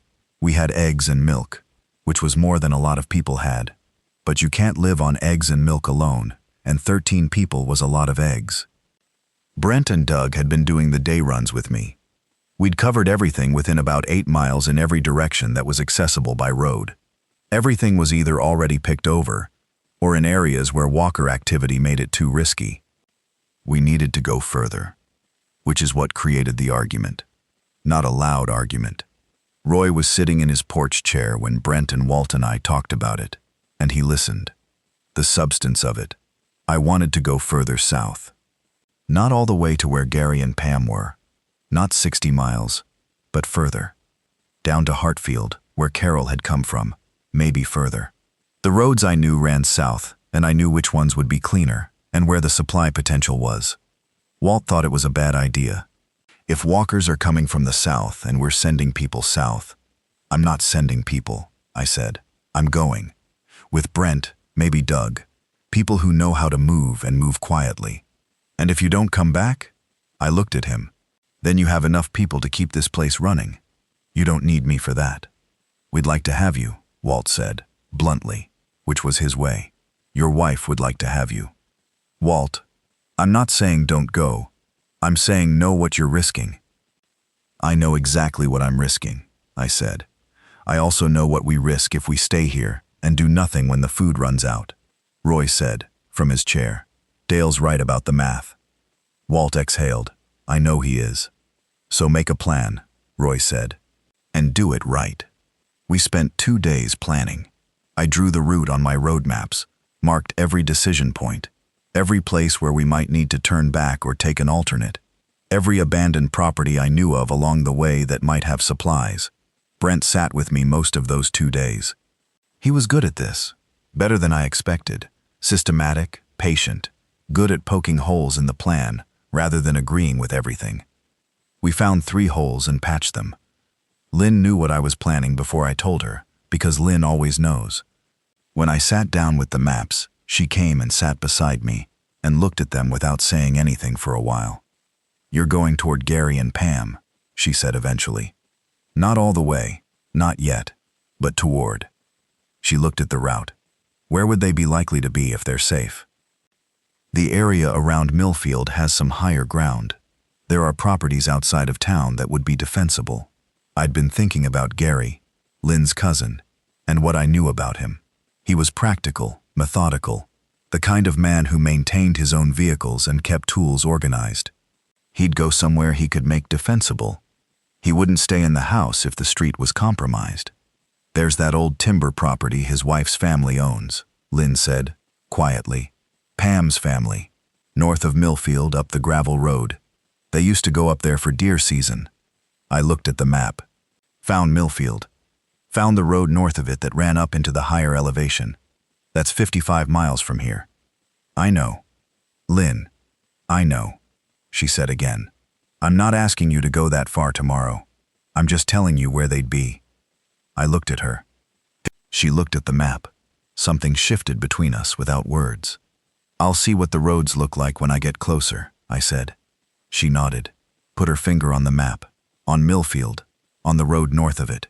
Then she folded her hands in her lap and said nothing more. We left on a Thursday morning, 3 weeks and 2 days into all of this. Me, Brent, and Doug, Roy's truck, 2 full gas cans in the bed, the 12-gauge, my .22, Doug's pistol, and the medical kit, food for 2 days, water, the maps, 2 hand-crank radios that we'd tested and worked between about 3 miles. We left at 5:30, before full light. I wanted to be as far south as we needed to go before midday, when walker activity seemed to be higher, or at least when we'd learned to be more careful in daylight on open roads. The county road was clear for the first 7 miles.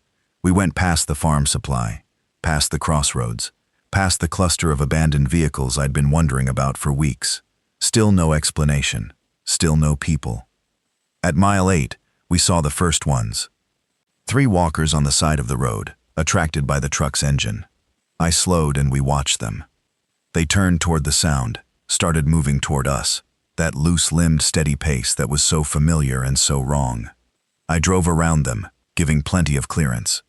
They followed the sound of the truck for about 30 yards, and then stopped, turned, seemed to lose the signal.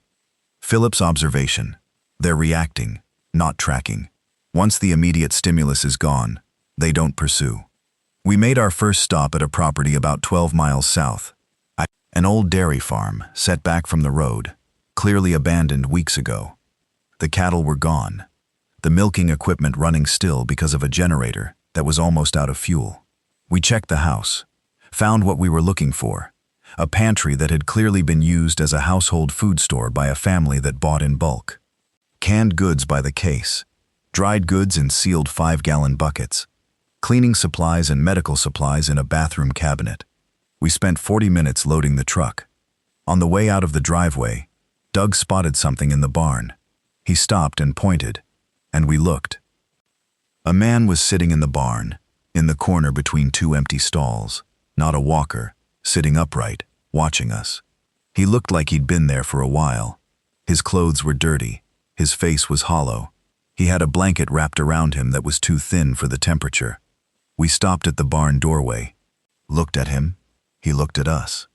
"You're real," he said, flat, like he wasn't sure. "Yeah," I said. "I've seen some that looked real," he said. His voice was rough from not talking. "But they weren't." "I know," I said. "We're real." I crouched down so I was at his level. "What's your name?" "Stuart," he said. "This is my parents' farm." He'd been there for 9 days. After his parents had to be dealt with, he said it the same way Ray had said it about his wife, that specific, careful way. He hadn't been able to leave. He'd eaten what was in the house, which was a lot, but he'd been living in the barn because he couldn't sleep in the house. He could walk and reason, and he wasn't injured, and he wasn't turning. He was just stuck. We gave him food, sat with him while he ate. I told him about Roy's property, the people there, the setup.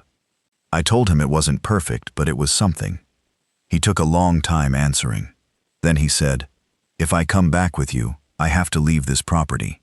"Yeah, it's the last thing my parents built." He looked at the barn walls. "They built this in 1978.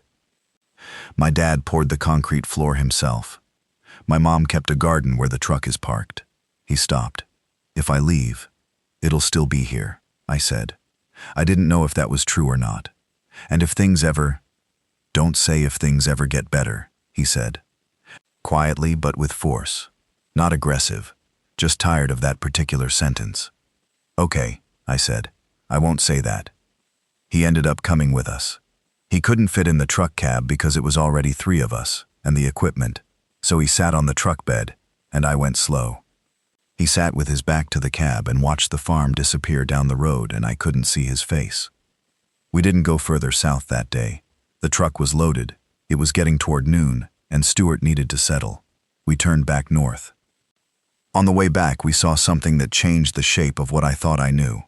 On the state highway, Route 23, which I'd been avoiding because it was too exposed and too traveled, we could see from a crossing the state of it.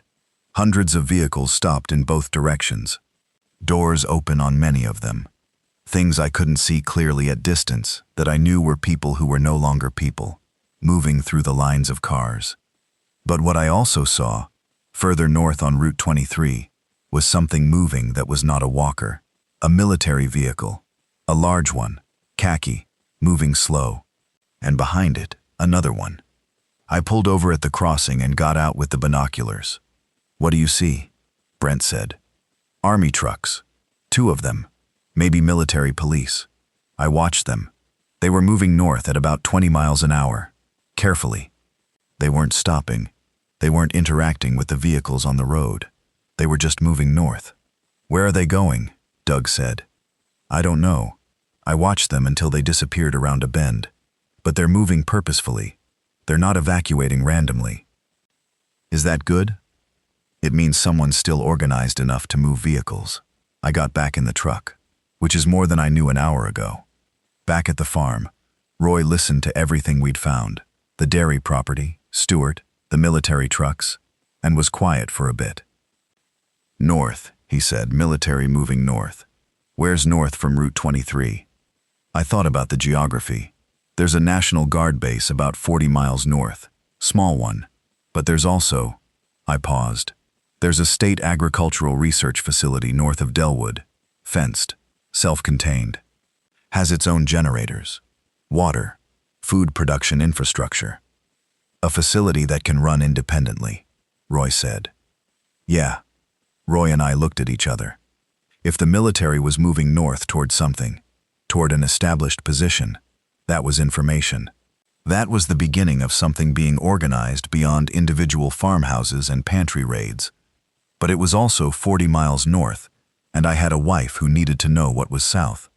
The second trip was a week later, longer, further. Lynn didn't tell me not to go. She stood in the driveway with her arms crossed, and she looked at me for a long moment, and then she said, "If you find them, bring them back, whatever it takes." "Yeah," I said. "And Dale." She uncrossed her arms, reached out and put her hand flat on my chest for a second. "Don't be a hero, just be smart." "I know the difference," I said. "I know you do."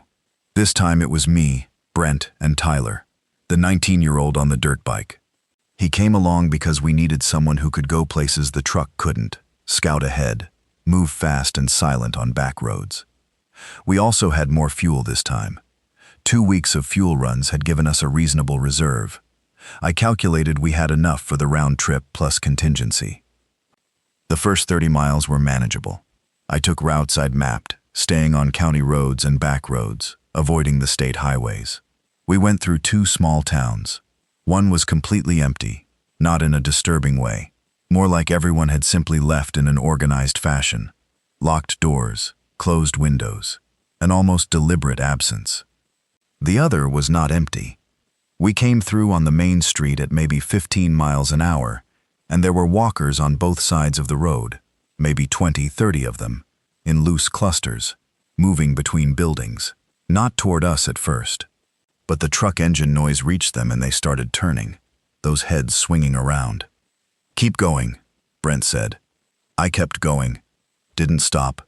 Didn't slow beyond about 5 miles an hour, so we didn't hit any of the ones that wandered into the road. They walked toward the sound of the engine, and we drove away from them. A few followed for a while, that steady, mindless tracking. Then the truck got far enough ahead, and the sound diminished, and they stopped. 30 of them at least, Doug said. More in the buildings, Tyler said. He'd been watching the windows. You could see shadows moving inside. Lot more. I drove through and out the other side, and we didn't look back. At mile 40, we hit something I hadn't anticipated. A checkpoint. Not military. Civilian. A truck parked crosswise on the road. 2 men standing beside it with long guns. They'd set up on a bridge over a creek, which was a good tactical position, and told me someone had thought about it. I stopped the truck about 50 yards out, rolled down the window, waited. One of the men walked toward us. He was in his 40s, heavy jacket, baseball cap. He had the gun held across his body, not pointed at us, but ready. "Where you coming from?" he said. "North," I said, trying to find family. He looked at the truck, at Brent, at the bed where Tyler was. "What kind of family?" "My wife's cousin, outside Millfield. You know it?" He studied me for a moment. I let him study me. I've been studied by people before, and the key thing is to not fidget, not push back, just let the person do their looking. "Millfield's been compromised," he said. "Town itself." "I know. We're looking for a property north of town." "Higher ground." Something shifted in his expression. Very slight. "You know people at the Stanhope timber property?" My heart did something. "Pam Garrity. That's her family name. She married my wife's cousin." He turned and walked back to the truck. Said something to the other man. A brief exchange. Then he came back. "Follow us," he said. We went across the bridge and through what turned out to be a small, organized community. Maybe 40 people, settled in a cluster of houses on the south side of the creek. Garden plots in every available space. A livestock pen. 2 large dogs that ran along with the truck barking until someone called them off. They brought us to a building that had been a community center. Inside was a man named Ted Foley, who was clearly the person in charge. He had that look, not military, but organized, decisive, comfortable with authority in that specific way that some people are. He was maybe 50, trim, short gray hair, the kind of man who sits very still when he talks to you and makes you feel like every word is being evaluated. He knew Gary and Pam Garrity. He knew them because they'd been in contact with his group. A radio, he said. Gary had a hand crank radio and had been coordinating. The timber property was about 8 miles northeast of here. "They're alive?" I said, trying to keep my voice even. "Last contact was 4 days ago. Radio battery." He said it without expression. "Can you take us there?" He looked at me for a long moment. "That's in an area we haven't cleared. Walker activity between here and there has been significant. We're not asking you to take us. I'm asking for directions." Another long pause. "I'll send 2 of my people, as a courtesy." "We don't need." "My people know the route," he said, not offering, done discussing it. There was something about Ted Foley that I couldn't pin down. Everything he said was reasonable. Every decision he presented was sensible. But there was something underneath the reasonableness that sat wrong with me. The way he looked at our truck bed. The way he asked, very casually and very specifically, about our fuel and supply situation. The way his eyes moved when I mentioned Roy's property and its location. We spent 2 hours in the community center. People brought food, were genuinely hospitable. 2 women, both clearly competent, handled most of the practical community organization, and I noticed that Ted gave a lot of instructions, but didn't actually do much himself. That was either leadership or something else. When 2 of Ted's people, a man named Alan and a younger woman named Diane, got ready to take us to the timber property, I got Brent alone for 30 seconds. "Don't tell them where Roy's farm is exactly," I said quietly. "If they ask, say north. Vague." Brent looked at me. "You feel it too? Just be careful." We drove 8 miles on back roads, Alan in a truck ahead of us, Tyler on the dirt bike. The road up to the timber property was exactly what Lynn had described. Gravel, steep, through heavy trees. Good in the same way Roy's property was good, hard to find, defensible, high ground. They were there. Gary Garrity was standing at the top of the rise with a rifle when our trucks came up the road, and he kept the rifle up until I got out of the truck and he recognized me.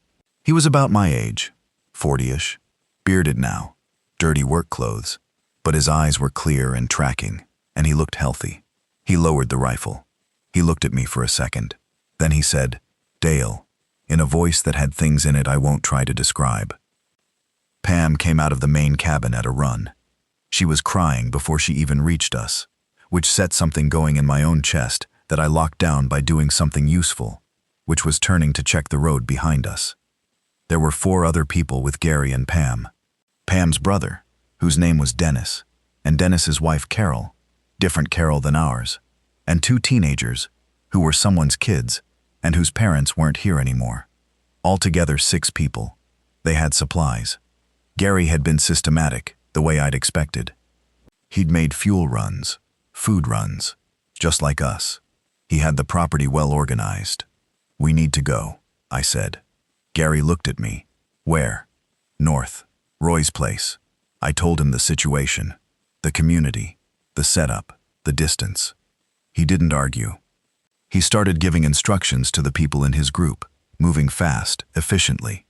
I liked that about Gary. He didn't overthink things once a decision was clearly right. Pam caught my arm when Gary was occupied. "Lynn, is she?" "She's fine," I said. "She's at the farm. She's the reason we found you." She told me about the timber property. Pam pressed her lips together, nodded. It took 90 minutes to load the 2 vehicles Gary's group had. Then we all went back down the gravel road toward the state highway community. And this is where things got complicated. Ted Foley met us in the road at the edge of the community. He had more people with him than before. He was still polite, but the polite had a specific hardness to it now. "We'd welcome your group here," he said to Gary. Meaning not at Roy's place. Here. Gary looked at him. "We have a destination. The resources this community has built would serve you better than a small farmhouse 90 miles north," Ted said. "Still even. Still reasonable. We're growing. We have infrastructure. We have numbers. I'm not staying here," Gary said. Simply. Something passed across Ted's expression. "Your choice," he said. "But your vehicles and fuel are ours," I said, before Ted could get where he was going. He looked at me, very still. "When scarce resources serve the larger community." "My vehicles," I said. "My fuel. Our choice." I held his look and didn't blink, and didn't say anything else. It stretched out for about 5 seconds, long enough to feel like a wire pulled tight. Then Ted nodded once. "Safe travels," he said. We drove north. I watched the mirrors until the community was out of sight, and then I let out a breath. "What was that?" Brent said. "A man who's used to getting what he wants," I said. "Was he dangerous?" "Maybe." I thought about it. Not today. But people like that, in a situation like this, eventually they get dangerous, when they decide that reasonable isn't getting them there fast enough. We drove north. 8 miles, 15 miles. Alan and Diane had peeled off at the community edge, and I was glad to lose them. Every mile increased the gap between us, and whatever Ted Foley might or might not be considering. 30 miles north, Tyler came on the radio. He'd been scouting ahead on the dirt bike, and he radioed back to say the crossroads at Miller Creek were clear, and the road north was open. Good news. We'd been half expecting a blockage. 50 miles. 60. The last 10 miles to Roy's farm, I'd driven hundreds of times. The roads felt like my own skin. Every turn, every gradient, every rough patch and smooth stretch. I drove in the dusk with the headlights off until the last 2 miles, because I didn't want to signal anything on the county road that might draw attention. Roy's farm came out of the dark as we turned down the driveway. The porch light was on. One single light, the one I'd told Lynn was my signal. I'm coming home. She was on the porch when I stopped the truck. She walked down to the truck fast, and then stopped and stood there while I got out. Then she saw Gary and Pam getting out of the second vehicle. Lynn made a sound I've never heard from her before and have only heard once since, which was the day much later when something happened that I'm not going to talk about here. A sound that's not quite crying and not quite relief and isn't really describable. She went to Pam, and the two of them held on to each other in the truck's headlights, and I turned away because that was theirs. Gary came to stand beside me. "Your wife's something," he said. "Yeah," I said. "She really is." There's a thing about coming back. It changes how you see the place you left. When I'd been on those roads, moving, working out the route, dealing with the miles and the walkers, and the encounter with Ted and everything else, I'd been in problem-solving mode. Not feeling much, just doing. Coming back down Roy's driveway, seeing the lights, hearing people inside before I even reached the door, Tug running out to bark at the vehicles, and then recognizing me, and shifting immediately to jumping and whining. Something in my chest released that I hadn't known was clenched. This is the place, I thought. However small, however temporary, however uncertain. This is the place. We had 23 people now, including Gary's group, him and Pam, Dennis and his wife, the two teenagers. Roy had gotten stronger again over the weeks I'd been focused on the road trips. Not back to what he'd been, but sitting at the kitchen table when we got in, coffee in front of him, sharp eyes taking in the new people. He looked at Gary for a long moment. "You're Pam's husband," he said. "Yes, sir," Gary said. Roy nodded. "You look like you know how to work." "I do," Gary said. Not defensively, just true. "Good," Roy said. "We need people who know how to work." The next day was spent integrating.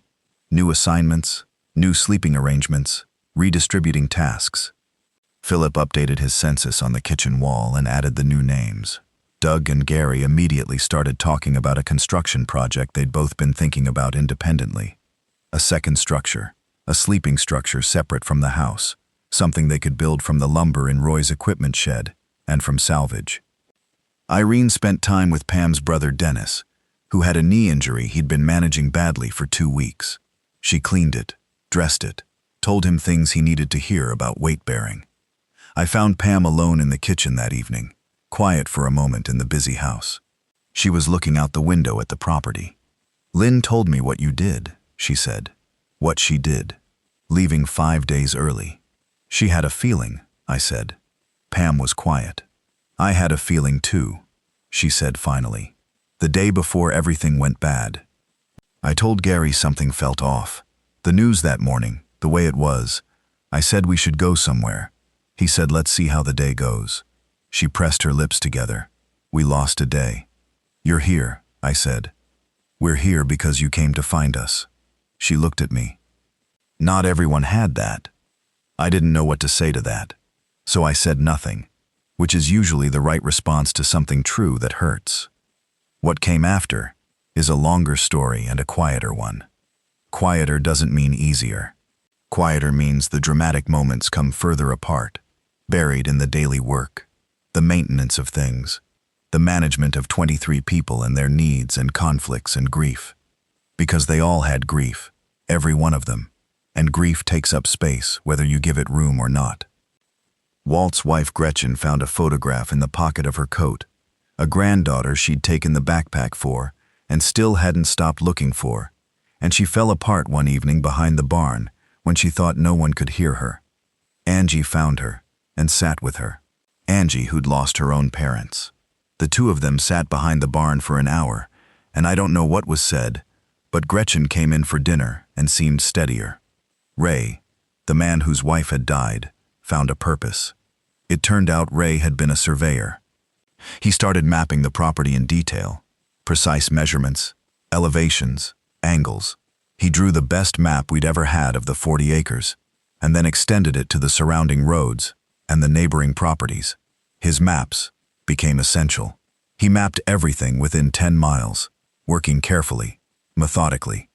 When he wasn't mapping, he was teaching Tyler and Gary's nephew to survey. He seemed to need to know exactly where things were. I understood that. When everything is uncertain, you want at least the geography to be fixed. Philip's Walker observations became something more over those weeks. He organized what he knew into a series of notes that everyone was encouraged to read. Walker behavior, what drew them, what didn't. Their range, how far from an original location they seemed to wander. Their speed, their tolerance for obstacles. It was grim reading, but it was useful, and useful things mattered. The farm started to look different. Not more comfortable exactly, though Doug and Gary's construction project gave us more sleeping space that helped. More deliberate. The garden plots that had been Roy's hobby became the community's food supply, and everyone who could worked them. The chicken flock got expanded with birds that we traded for. Traded, yes, because about 6 miles east, there was a family that was still in their home, an older couple named the Norths, who had more chickens than they needed and would trade for supplies or labor. We did their fence work in exchange for 8 laying hens. I drove the roads every week. Not far, not recklessly, just maintaining awareness of what was out there. Which roads were clear, where Walker activity was concentrated, where vehicles had been abandoned that might have usable fuel or supplies. Brent almost always came with me. He'd become someone I trusted in the specific way you come to trust someone who's made good decisions under pressure consistently. Not always the same calls I'd make, but good ones. One day in week 6, I drove north to where I'd seen the military trucks on Route 23. I took my time, went carefully. Found the State Agricultural Research Facility. It was operational, fenced, guarded, lights and generator noise visible from a distance. I didn't approach. Not yet. But I knew it was there. I told Roy when I got back. Roy said, "Something to know." "When things settle a little more," I said. "Yeah," he said. "We didn't make contact with Ted Foley's community." I told Walt about them in detail. Described Ted. Described the checkpoint. Described the conversation on the road. Walt listened and said, "Smart. Keeping distance for now." I agreed. The supply runs further south. Came back with worse and worse news. Not worse conditions exactly, but the picture getting clearer. The outbreak had been enormous. Whatever had gotten loose in those hospital corridors and along those highway routes had spread in the specific way that things spread when people move fast and don't know they're carrying something. Cities were not places you wanted to be. The roads south were not roads you wanted to travel, for any reason except necessity. But things got better in smaller ways, slowly. Carol and Irene developed a system together for the medical supplies. Cataloged, rationed, tracked. They trained 3 people in basic first aid, including Angie and Tyler, because 2 medical-adjacent people for 23 wasn't enough. Philip found a way to extend the car battery life in the sound traps by rigging them to a small solar panel he'd pulled from a property about 5 miles out. The traps ran longer, needed less maintenance. We hadn't had a walker come through the inner gate in 2 weeks. The outer fence, which we'd reinforced extensively, had held everything. The routine was its own kind of comfort. Uncomfortable, irregular, frequently disrupted. But a routine. You knew what needed doing. You knew who did it. You knew what came next. One evening, weeks in, I was sitting on Roy's porch with Lynn. Late enough that the stars were out, which was something you could really see now, with no light pollution from any direction. The darkness out here had been deep before, and it was deeper now, but the stars had always been there. She had a cup of tea. I had nothing in my hands, which was unusual for me. I usually need something to hold. "Tell me something good," she said. "Roy ate 2 full meals today," I said. He'd been having days where his appetite was poor. "Good." She wrapped both hands around her cup. "Tell me something else." "The winter rye we planted is coming up in the south field. Philip said it's coming in better than expected." Something else. I thought. Pam and Gary are going to have a baby. This had come out that afternoon. Pam telling Lynn quietly in the kitchen. Lynn telling me quietly before dinner. Lynn smiled at her cup. The particular smile she had when something was complicated but beautiful. "Yeah," she said. "Yeah, that's something." We sat for a while. An owl somewhere in the north tree line. Copper, Roy's dog, snoring at the door. The house full of people behind us, and their breathing and movement, and the small sounds of 23 people managing their lives in a 40-acre world. "Dale," Lynn said. "Yeah? 5 days before all of this started? When I called you on the road?" She looked out at the property. "I almost didn't." "I know. You told me. I just want to—" She stopped. "I just want to make sure I said it to you clearly. That I almost talked myself out of it and I didn't. And that's the reason we're here." "Yeah," I said. "I know. Because if I had—" She shook her head. "I just need you to know that." "I know, Lynn." She was quiet. "I'm glad you called," I said. "Me too," she said, very quiet. "Me too." Roy died in the middle of that winter. Not dramatically, not suddenly. He'd been declining since the heart attack, slowly, in the way that a strong person's decline is almost invisible until it isn't. He knew. He'd known for a while, I think. He stopped directing things one day, stopped listening to the scanner, started spending most of his time in the chair by the window that looked out over the south fields. The day before he died, he asked me to sit with him. We sat for a long time without saying much. He told me some things about his life that I won't repeat here, because they were his to tell me, and I don't think he'd want them repeated. He said something that I do want to say. He said, "I've been out here 20 years building this thing, thinking it was just me making the life I wanted. But it was always a place." He looked out the window. "Just took this long to need one." He died in his sleep. The whole community was quiet for 2 days. We buried him in the north field, near a stand of oaks he'd planted years ago. Philip said something that surprised me for its plainness. He said Roy had built something in good faith and had lived to see it used. He said there were a lot of worse things than that. I took over Roy's chair by the window. Not his role.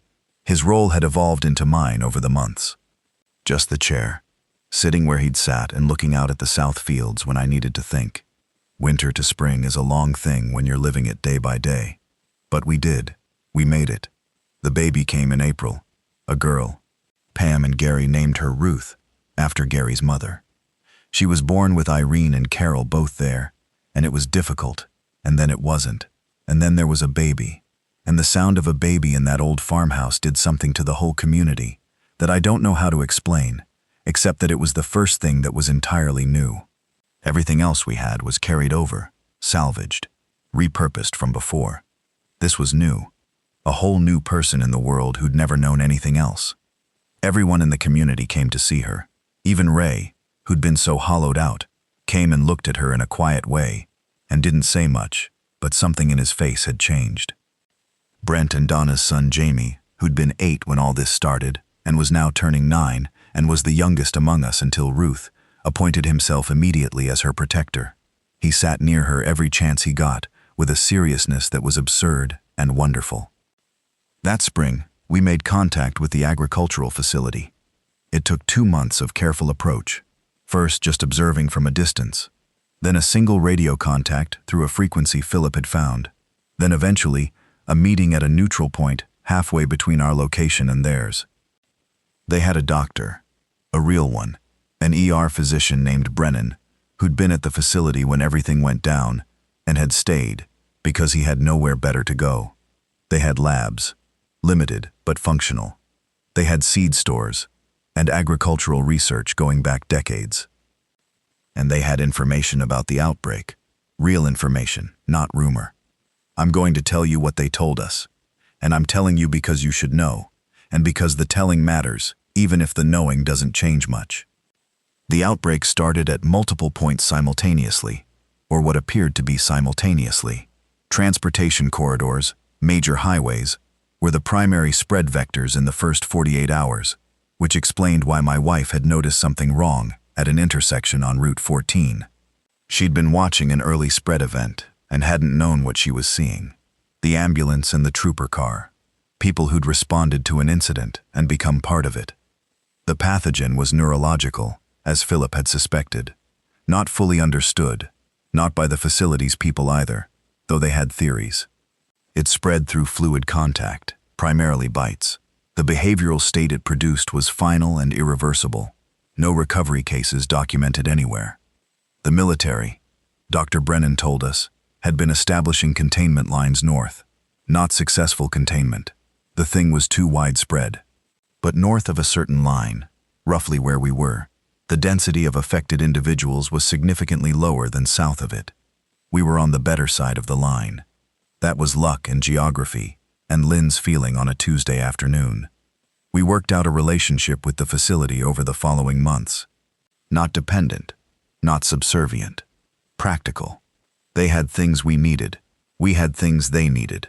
Ray's maps were valuable to them. Our established farming operation was valuable to them. The doctor's expertise was valuable to us. Ted Foley's community remained to the south. We heard about them occasionally through what was becoming a loose network of contact between survivor groups. From what we heard, things there were stable but tense. Ted had expanded, which was not surprising. Power collects in a crisis, the way water collects in a low point. Naturally, inevitably. We never joined them. We never went to war with them either, though there were 2 incidents over the following year that came close to that. Resource disputes, territorial questions, the kind of friction that happens when people are organizing competing survival structures in the same territory. Both resolved without violence, barely. Each time I came back from those encounters, thinking about something Roy had said in the first week. We pick who we let through the gate. There are things I want to say about who we became, and what this place became, because I think it matters. We stopped calling it Roy's farmhouse at some point. I don't remember when. It became the farm, the property, and then eventually just home, spoken by 23 people and then more, as the community grew carefully, deliberately, over those first 2 years. We had rules about growth. Anyone coming in had to contribute, had to go through the gate process. Conversation, evaluation, probation period. Not cruel, but firm. We'd learned from Roy. We made mistakes with the rules. We let in one man in year 2 who we shouldn't have, and the situation became difficult and had to be resolved in a way that I don't like thinking about. We were too slow to let in 2 people who turned out to be invaluable once they were in, because our caution had edged toward coldness. We adjusted. You adjust. That's what surviving long-term actually is. Not dramatic resistance. Constant, unglamorous, sometimes heartbreaking adjustment. Philip's notes became a practical manual. He compiled everything he'd observed and what he'd learned from the facility's information and from our own 2 years of experience with the walkers. How they move, what they respond to, how to avoid them, how to handle them individually and in small groups. The manual got copied and given to other communities in the network. He gave it a title, just called it What We Learned. I thought that was right. Not a dramatic title, not a hopeful one, just practical. I've been thinking about how to end this account, because there should be an end, even if what I'm describing didn't have a clean one. There was a morning in late spring, year 2. Not any particular anniversary or milestone, just a morning. I was doing my usual walk of the perimeter, first light, the habit I'd developed so early, it felt like it had always been there. Tug walking beside me, going gray around his muzzle. I got to the south end of the outer fence, where we'd reinforced the post line with the best lumber from the equipment shed, and I stopped and looked south. The fields ran out flat for a while, and then there was the low curve of hills and the suggestion of the county road, and beyond it, distant and quiet, the world. The world being what the world was now. I stood there for a while, not thinking about anything in particular, just standing. Tug sat down beside me and put his head against my leg. I thought about Route 9 and the crew doing the repave and the gas station sandwich that tasted like plastic and Lynn's voice on the phone saying something's wrong. I thought about how close she'd come to not calling. 2 times she'd picked up the phone and put it back down. I thought about what the old man at the farm supply had said the day I went into Delwood. I've had 2 rifles and 400 rounds of .308 in the back. Not for sale. I never found out what happened to him. Never went back to find out. I carried that around. I thought about the cluster of empty cars on County Road 8. All the doors open. The people who'd been in them, gone somewhere that made no sense. I still didn't know. I still would never know. I thought about Roy's hands and Roy's chair, and the way he'd built a life out here, thinking it was just his, and then lived to see it become something larger. The sun was coming up behind me, heating the back of my neck. Somewhere in the house, someone was already awake. I could hear faint movement, the particular creak of the third stair that nobody had fixed yet. Probably Angie, who was the earliest riser among us. Probably going to start the fire in the kitchen stove and put water on, and start the morning that the rest of us would eventually come down into. I turned and walked back toward the house. There was something I'd been carrying the whole time, through all of it, that I hadn't said clearly, not even to Lynn. I'd said it around the edges. I'd lived it in the decisions I made. Leaving that night, driving those roads, bringing people in, going south to find what Lynn needed me to find. But I hadn't said it directly. She'd called me on a Tuesday and said something felt wrong, and I'd listened. That's it. That's the whole thing. Not the roads I knew, or the truck full of supplies, or the fact that Roy's farm was out here waiting. Those things mattered, but they weren't the reason. The reason was that she'd called, and I'd listened. That I'd trusted the things she was telling me, even when part of my brain was doing the math on the meeting I'd have to cancel, and the inconvenience of it all. That there'd been a moment where I could have said, "Let's wait and see," and I'd said instead, "Let me call the crew foreman, and I'll be home by 3. A 5-day head start. That's what it bought us. 5 days while other people were still deciding whether to take it seriously. 5 days while the ambulances and the trooper cars were going silent in intersections, and the hospitals were filling up with things that weren't patients anymore. 5 days of food and fuel, and miles between us and the worst of it. The farmhouse door was unlocked. We'd started locking it at first, both locks, every night. Sometime in year 2, we'd gone back to one lock, the bottom one. I didn't know when that had changed. I didn't know who'd made the decision. It had just changed.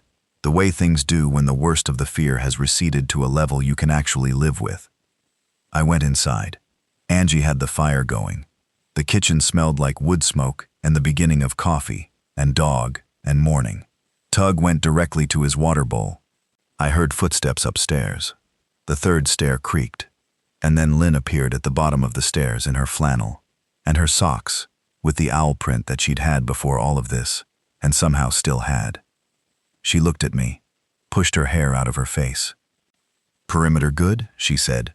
The same thing she said every morning. "Perimeter's good," I said. The same thing I always said. She nodded, went to help Angie with the fire. Outside the windows, the morning was coming up clear. The south fields were bright, and the east fence line was solid, and the chickens were starting their noise in the coop, and whatever sounds had been coming from the south for 2 years were still there, faint and constant, the way background noise eventually stops being noticed because you've built your life around it. I sat down at the kitchen table, Roy's table, our table now. Somewhere in the house a baby started crying, and then stopped, and I heard Pam's voice, low and settling, and then quiet again. The third stair creaked twice more, people coming down. The morning started. I'd been a highway maintenance supervisor. I knew roads. I knew how to read the way a road was aging, where it was likely to fail, what you did when the concrete wouldn't hold, and you'd patch the same spot 3 times, and it kept breaking. You don't fight the road. You figure out why it keeps breaking, and you fix that instead. Sometimes the road is fine. Sometimes the ground underneath it has shifted and you don't know it yet. Lynn knew. She could feel the shift before it showed on the surface. I don't know why. I don't know if it was instinct or attention or something between them. I just know she felt it, and she called me and I listened. The coffee started. Walt came downstairs. Gary came down behind him. Outside the window, Brent was crossing the yard toward the barn, hands in his pockets, the early morning walk he always took. 23 people and a baby. A kitchen that smelled like wood smoke. A perimeter that held. It was enough. It was more than enough. Most days I knew that. On the days I didn't, I sat at Roy's table and I thought about Route 9 and the gas station sandwich and the phone ringing and Lynn's voice. "Something's wrong,"